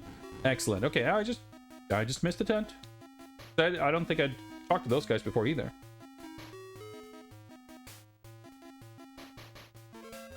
Progress.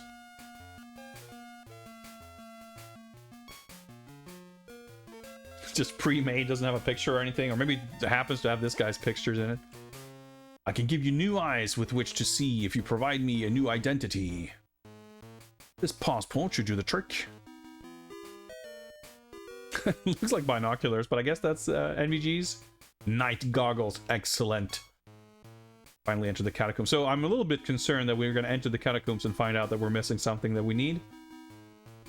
But either way, that's progress if we can find our way there. We're here, I guess. This place is like bigger than the city. Pretty cool though, it's satisfying to explore.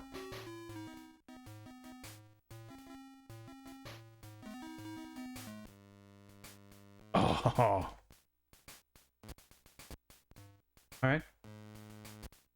Spooky cave music. Oh. Dude, that's so cool. It's like just like GoldenEye, we get all these different variations on the Bond theme.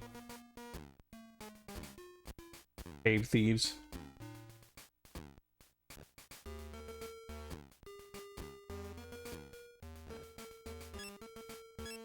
Even the inventory icons are like darkened.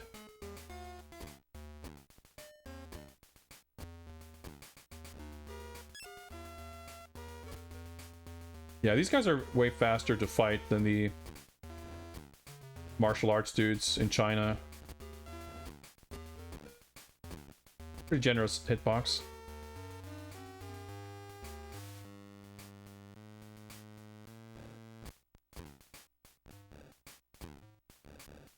Thankfully, the game seems rather forgiving with healing items and whatever else, so you don't really need to be too concerned about combat. In fact, the game seems downright friendly. Like, it seems to require effort to take more damage than you get health back, basically.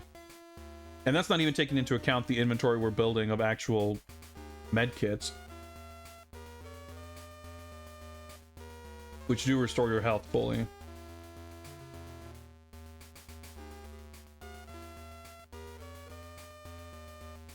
Okay, we see some kind of cell door or something over there. I'm a little concerned that we still haven't found any sign of Hugh. I mean, not in the catacombs specifically, but just in general. Okay.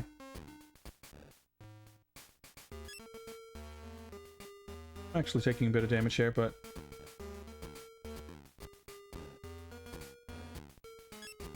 I'm not too worried. It's really nice that the sword actually hits him that way. Ah. Yeah, these guys I can kind of just bully with the sword, I guess. Bully, but, well, you know what I mean. It's a good thing that they only fire at cardinal directions.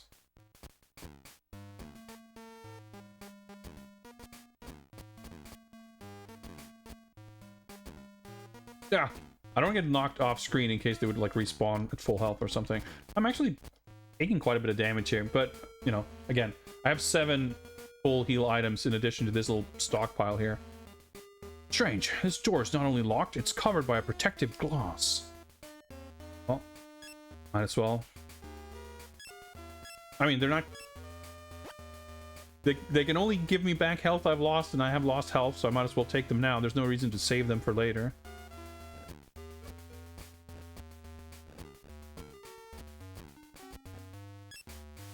I don't really have any... I have the satellite thing. Yeah. I'm just trying to remember if there's something I want to use at some point.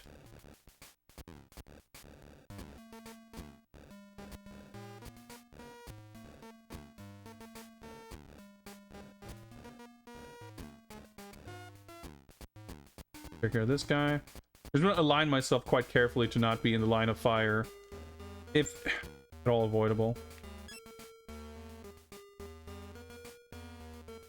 Oh, I need his fucking watch laser to cut through the locks, don't I? It is rusted shut. It will take a strong cutting tool to see what's going on the other side.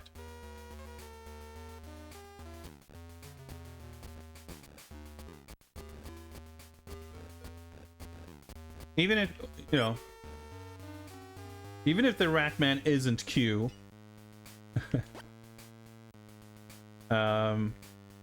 maybe we can emerge from the catacombs at some point to find Q's lab. But hey, you know, we had missed that tent in the market. It's entirely possible, dare I say likely, that was just a part of the city that we missed. Okay, so we gotta go back through here.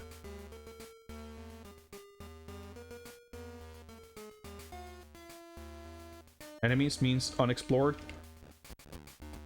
Yeah, I can take like one more hit. I can take... Okay, that's... Just stay diagonal.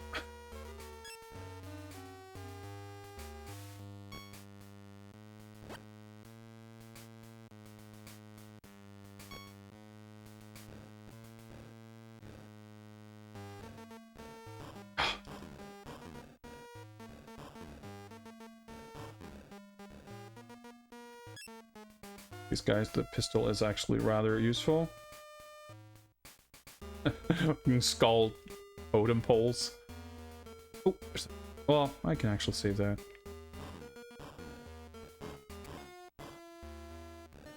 Oh, see, like in melee combat, the pistol is a little bit of a liability. Sorry, the service revolver. Dude, I'm fucking dying already. I actually got hit again there.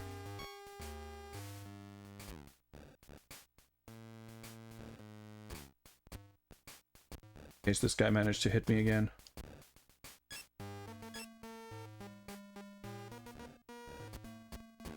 Like, I really can't be bothered switching back and forth.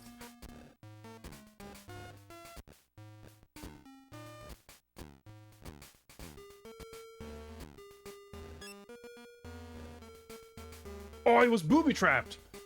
That's right, the manual warned us. Okay. Is that a person with half their head missing?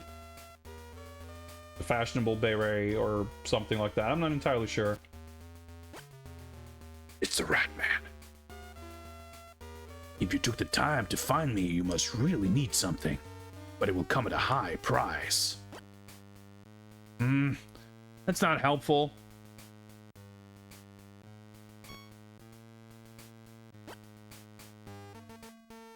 Not helpful at all.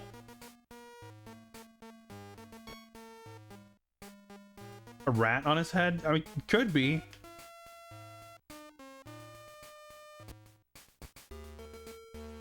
I think we can at least assume that his head is intact.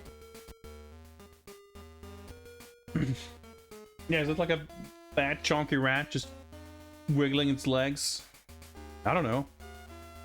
I don't know much about underground catacomb marketing. What the hell am I supposed to offer him?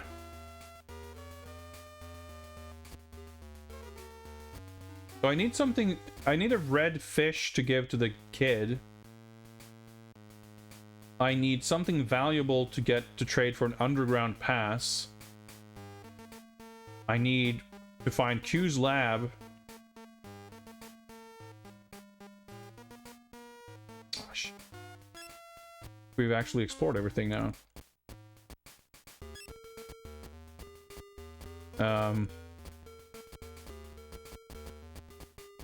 I mean, I didn't get the impression that the Q lab was going to be like.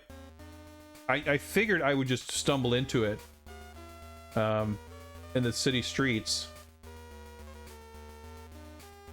The fact that I haven't doesn't mean that I won't. So I'm assuming this is where I came from, given the lack of enemies. Let me see if I can go to left here.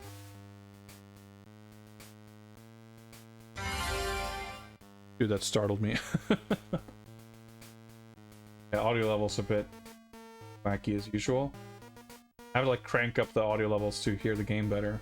I need to set up some kind of actual mixer type thing so I can have better control over these things. But anyway. Oh.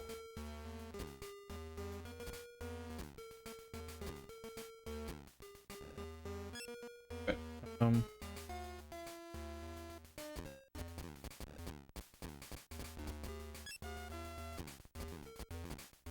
Maybe if we're lucky, we can still find something here without retreating to the city streets and just wandering aimlessly.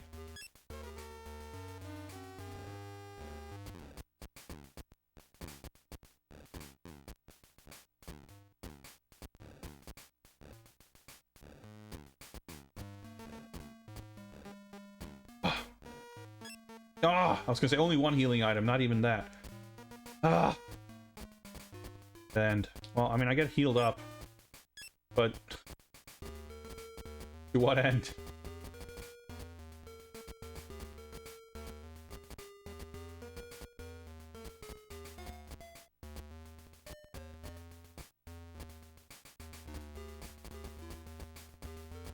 Okay. Well, back to the city streets it is, I guess.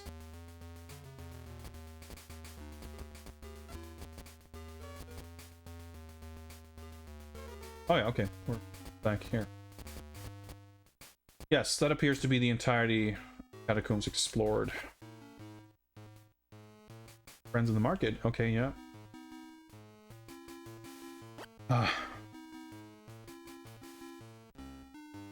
That doesn't mean anything is like changed here, I would think. Save.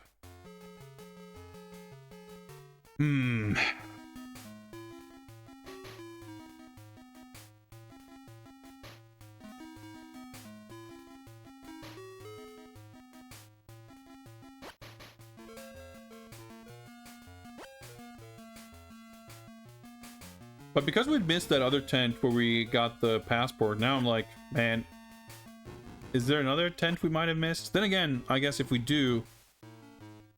I was gonna say, we won't have anything to trade. Obviously, we need to keep the goggles.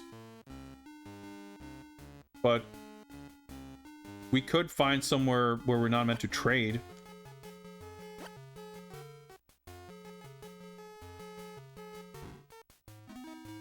Hypothetically.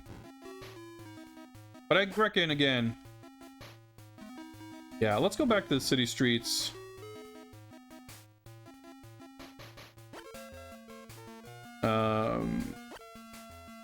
The only... Like, we've had at least 2 people tell us that Q's lab is, quote, here in Marrakesh. So... I guess thinking about it, that probably means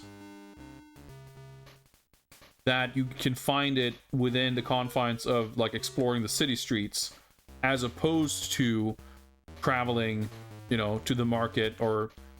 Because I was just thinking in terms of leaving the city and going out into the desert or whatever. But I guess it might be sort of implied or sort of meant that the market is not in the city. We leave Marrakesh to go to the market.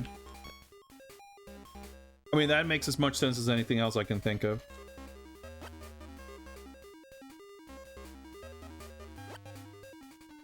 Underground members only. But I also, of course, cannot rule out the possibility that the Q lab is actually somewhat hidden. I feel like it's about 50-50, like the odds of it either being hidden or me just being dumb and missing an area to go to. Either are about as likely. Yeah, these little rooms remind me a lot of Metal Gear 2. I wouldn't say the game plays much like Metal Gear, but... Okay, yeah, I remember... part this is... Dudes are here, yep.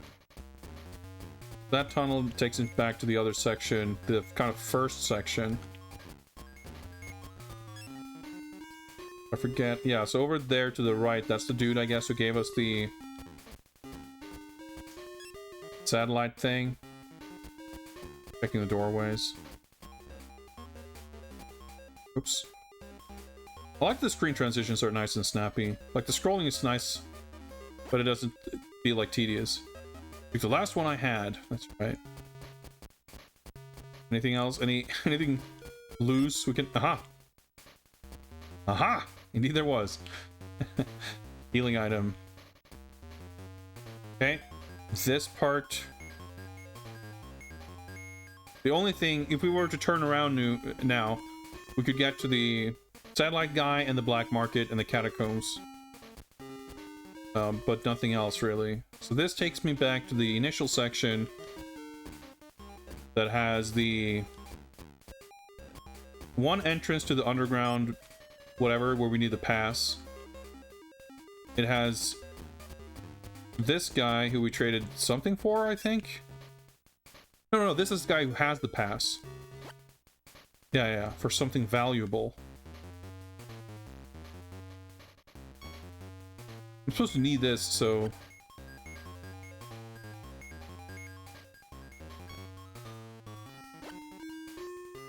Just being thorough in case we could somehow get a different... You know, set of goggles or something later. Oh, there's another medkit. There's this guy who can give us the pass. There's the tunnel that leads to the... Well, the actual entrance, I guess. One of the two entrances that we've seen that require the pass. There's the casino. Sorry. Well, yeah, there's the casino, but there's also the hotel. Those are both in this section, I believe.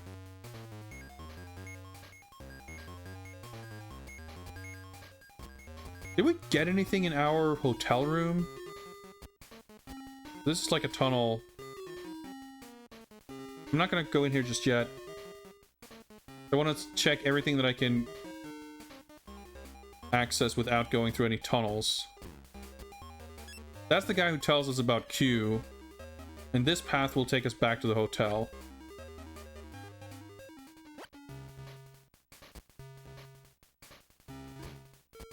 Yeah, the hotel should be on the screen to my left. And if I continue to the left, it'll take me to the casino pretty quickly. Yeah, this is a hotel. Yeah.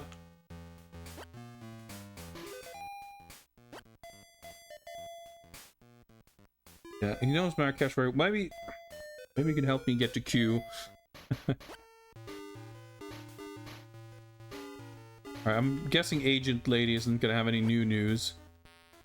No. Fast was not very accommodating. In that case, you may have noticed the small window in the Baccarat room. Find the other side of the catacombs and sedate Mr. Fez to get what you need. I don't even really know what he has. Obviously, he's connected to Oddjob and the whole thing. So I'm guessing that's kind of the ultimate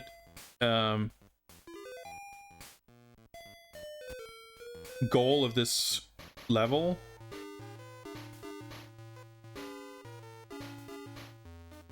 But I don't know that for sure. You would think that, like, locating Q would be, like, the first priority. Like, the kind of the first thing you do. But it seems weird that that's so troublesome to find.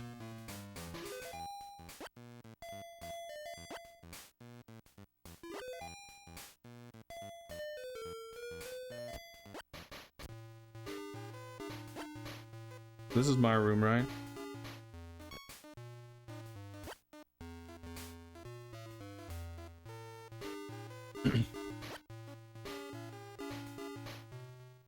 I think we found something, but probably it was just like healing. Yeah, I guess that's the respawn too. I mean, I think the art in this is nothing technically mind-blowing for a 1998 game, but it's quite charming. It's very pleasant to look at. The music's good too.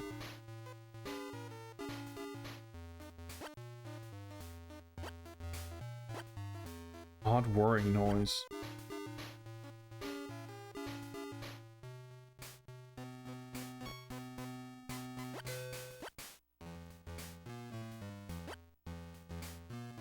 Yeah, it's like, is Q in a different hotel room that we can open? But no, it doesn't seem like it.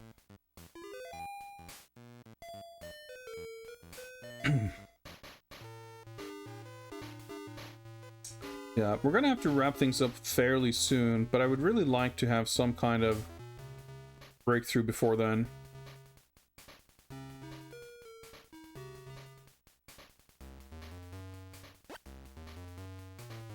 All the roads to south through local casino. Yeah, so this to the left I think leads to underground thing. Yeah.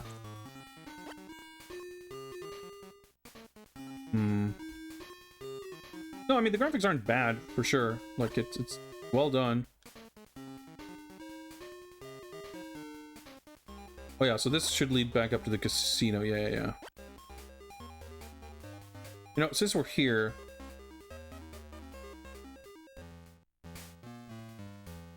we're just gonna take a quick look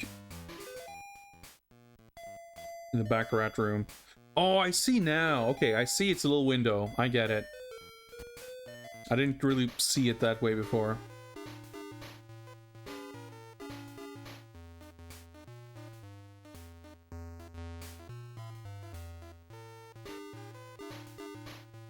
We can win some more money, I guess.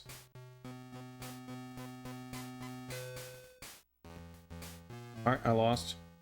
Oh, I bet exactly for that wasn't even my intention. I just took a random amount. Oh, I keep losing. I win, and I won. Okay.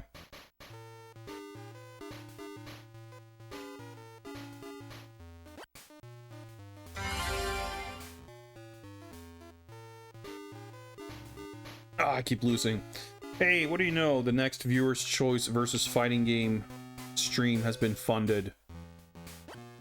Alright, I shall make sure to pencil that in. Oh boy, we're losing a lot here, aren't we? Better up the ante. We can win back more money more quickly. Well, that seemed to work.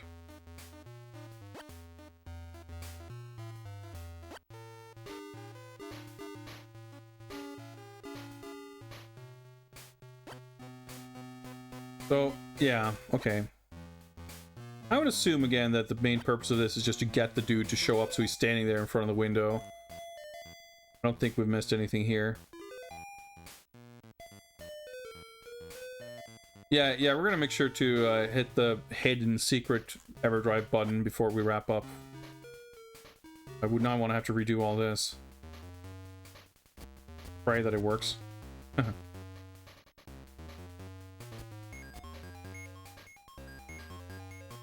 Like, the thing is, the other stages I think would be quick to repeat. This one, not so much, because it's all about, like, getting lost. I'm starting to get the sense that there's probably some tunnel that I went into, and then I went back out going like, oh, I'll check this out some other time. I think I've probably gone here before.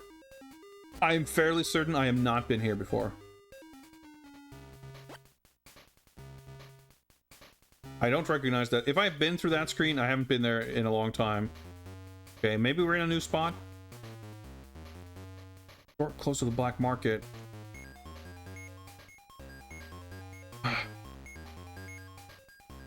Well, I don't want to go to the black market.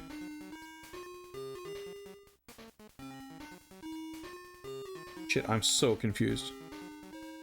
I don't remember seeing fruit in that tunnel, but it might just been so long since we went through there. Oh, I definitely have been here before. What is this place?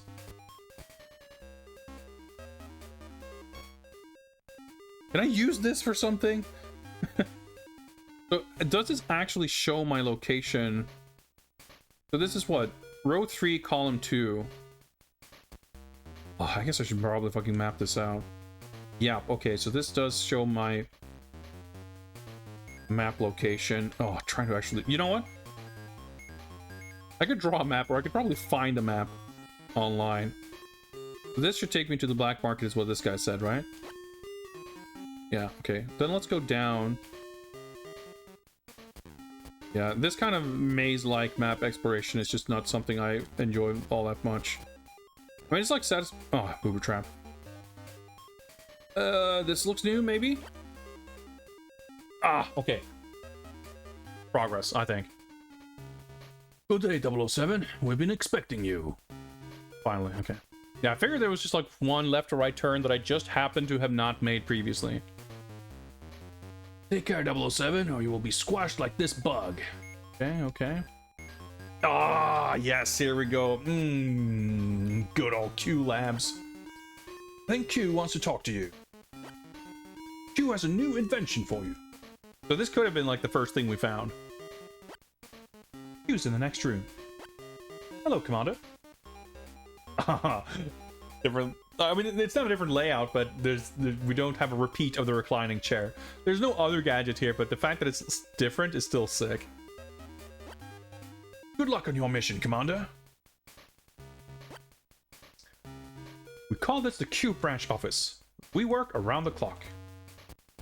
Good old, like the fact that Q branch is so well represented in this game is so incredibly sick. Hello, 007. It's nice to see you finally arrived. Take this watch. Outfitted with a powerful laser that would cut through most metals. Man, it's nice to hear that jingle. It's been a while. You be careful and try to bring my invention back in one piece. That is authentic Q dialogue right there. Ah, we got the watch laser. Okay, so time to find the black market and the catacombs again.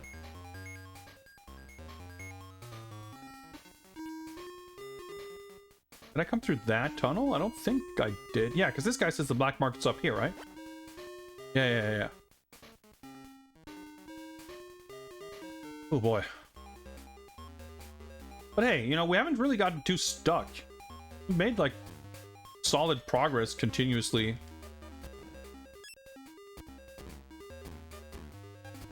So it's been pretty fun, frankly. Okay, I should probably got a bunch of vest ammo. Okay.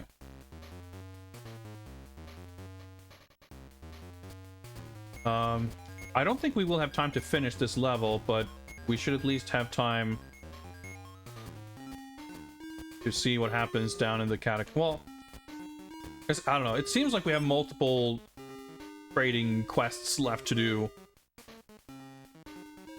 Yeah, this just refills your vest, I see. I might as well equip the heavy one.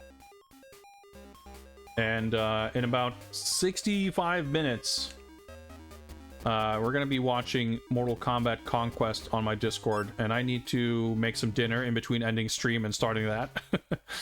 Okay, so up here. I know my way around now.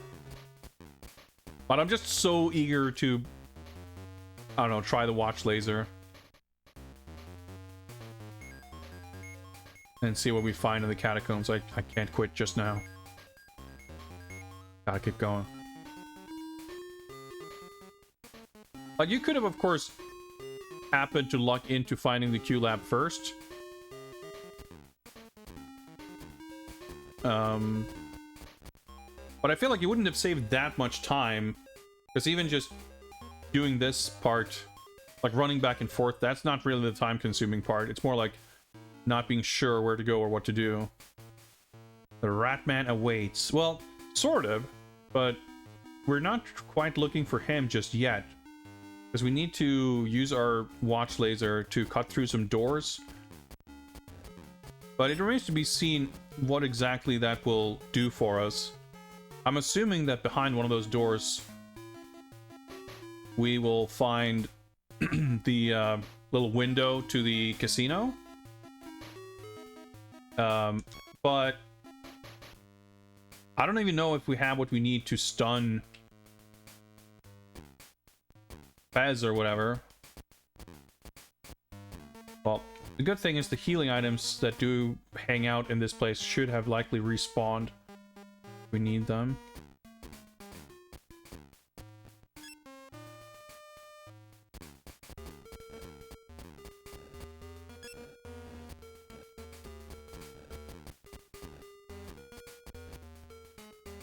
We can kind of speed through this a little bit.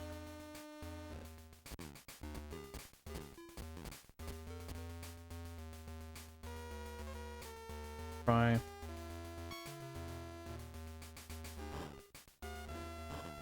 Oh, get like stun locked. Yeah, that's nice. He's getting stuck on his buddy.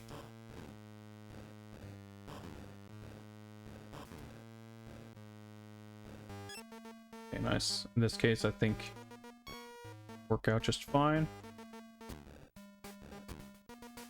Approaching from the left because he'll fire out on the right hand side. Got lost, but heal up.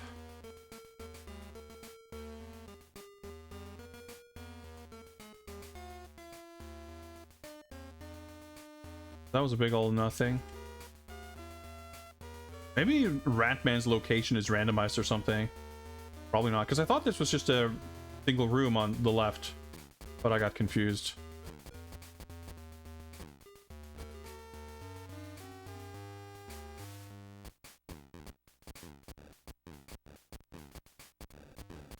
It's pretty funny to think that the machete is like Bond's main weapon in this game.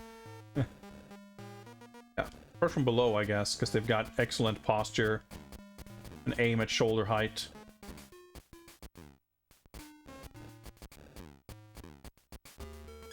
Just use my Z-axis supremacy. They can do pretty much nothing about it. Might as well grab these. Here, I think. Oh, yeah, we're on the right track. There's the rusted shut doors. Well, I mean, I guess I would know. I'm on the right track anyway. Ah, booby trap! I didn't even need the health.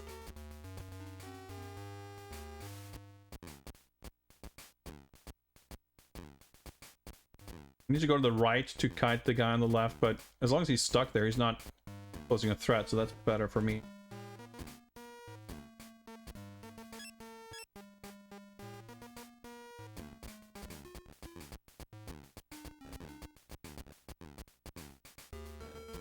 Yeah, beautifully. Boy, technically it could contain a vest or something, but can't really equip it now anyway.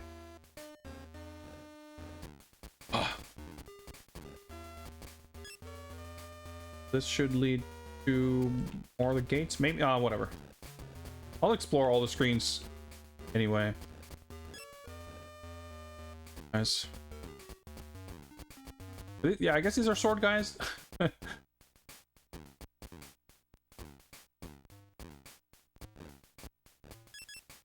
Okay, I'm doing okay on health. A watch. Strange, this door is not only locked, it's covered. Oh, yeah. I remember there was something different about this. Assuming this is not a weapon, yeah. There's something specific about this door. Maybe I need to find a diamond to cut through it or some shit.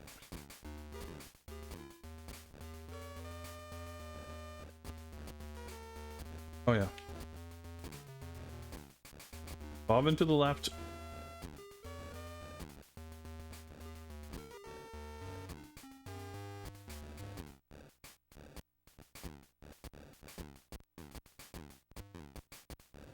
Easy. Alright, I'm excited to figure out what this will do for us. Use laser watch. Should make quick work of the rust on this door. Oh, cool little animation and everything. Alright. Oh, dude, how sick is this? Okay. I just fucking shoot him with the gun? Only I had a tranquilizer rifle. I could take care of Fez once and for all. I mean, I think the gun would kind of do that too, but alright, okay, that's pretty awesome. I didn't think that I would be able to do it, so at least we have this figured out. So there's one more gate here. Well, somewhere. Whoops. Gun? I mean, it might do, but I'm more accustomed to blade fighting, Bond's trademark combat style. Okay.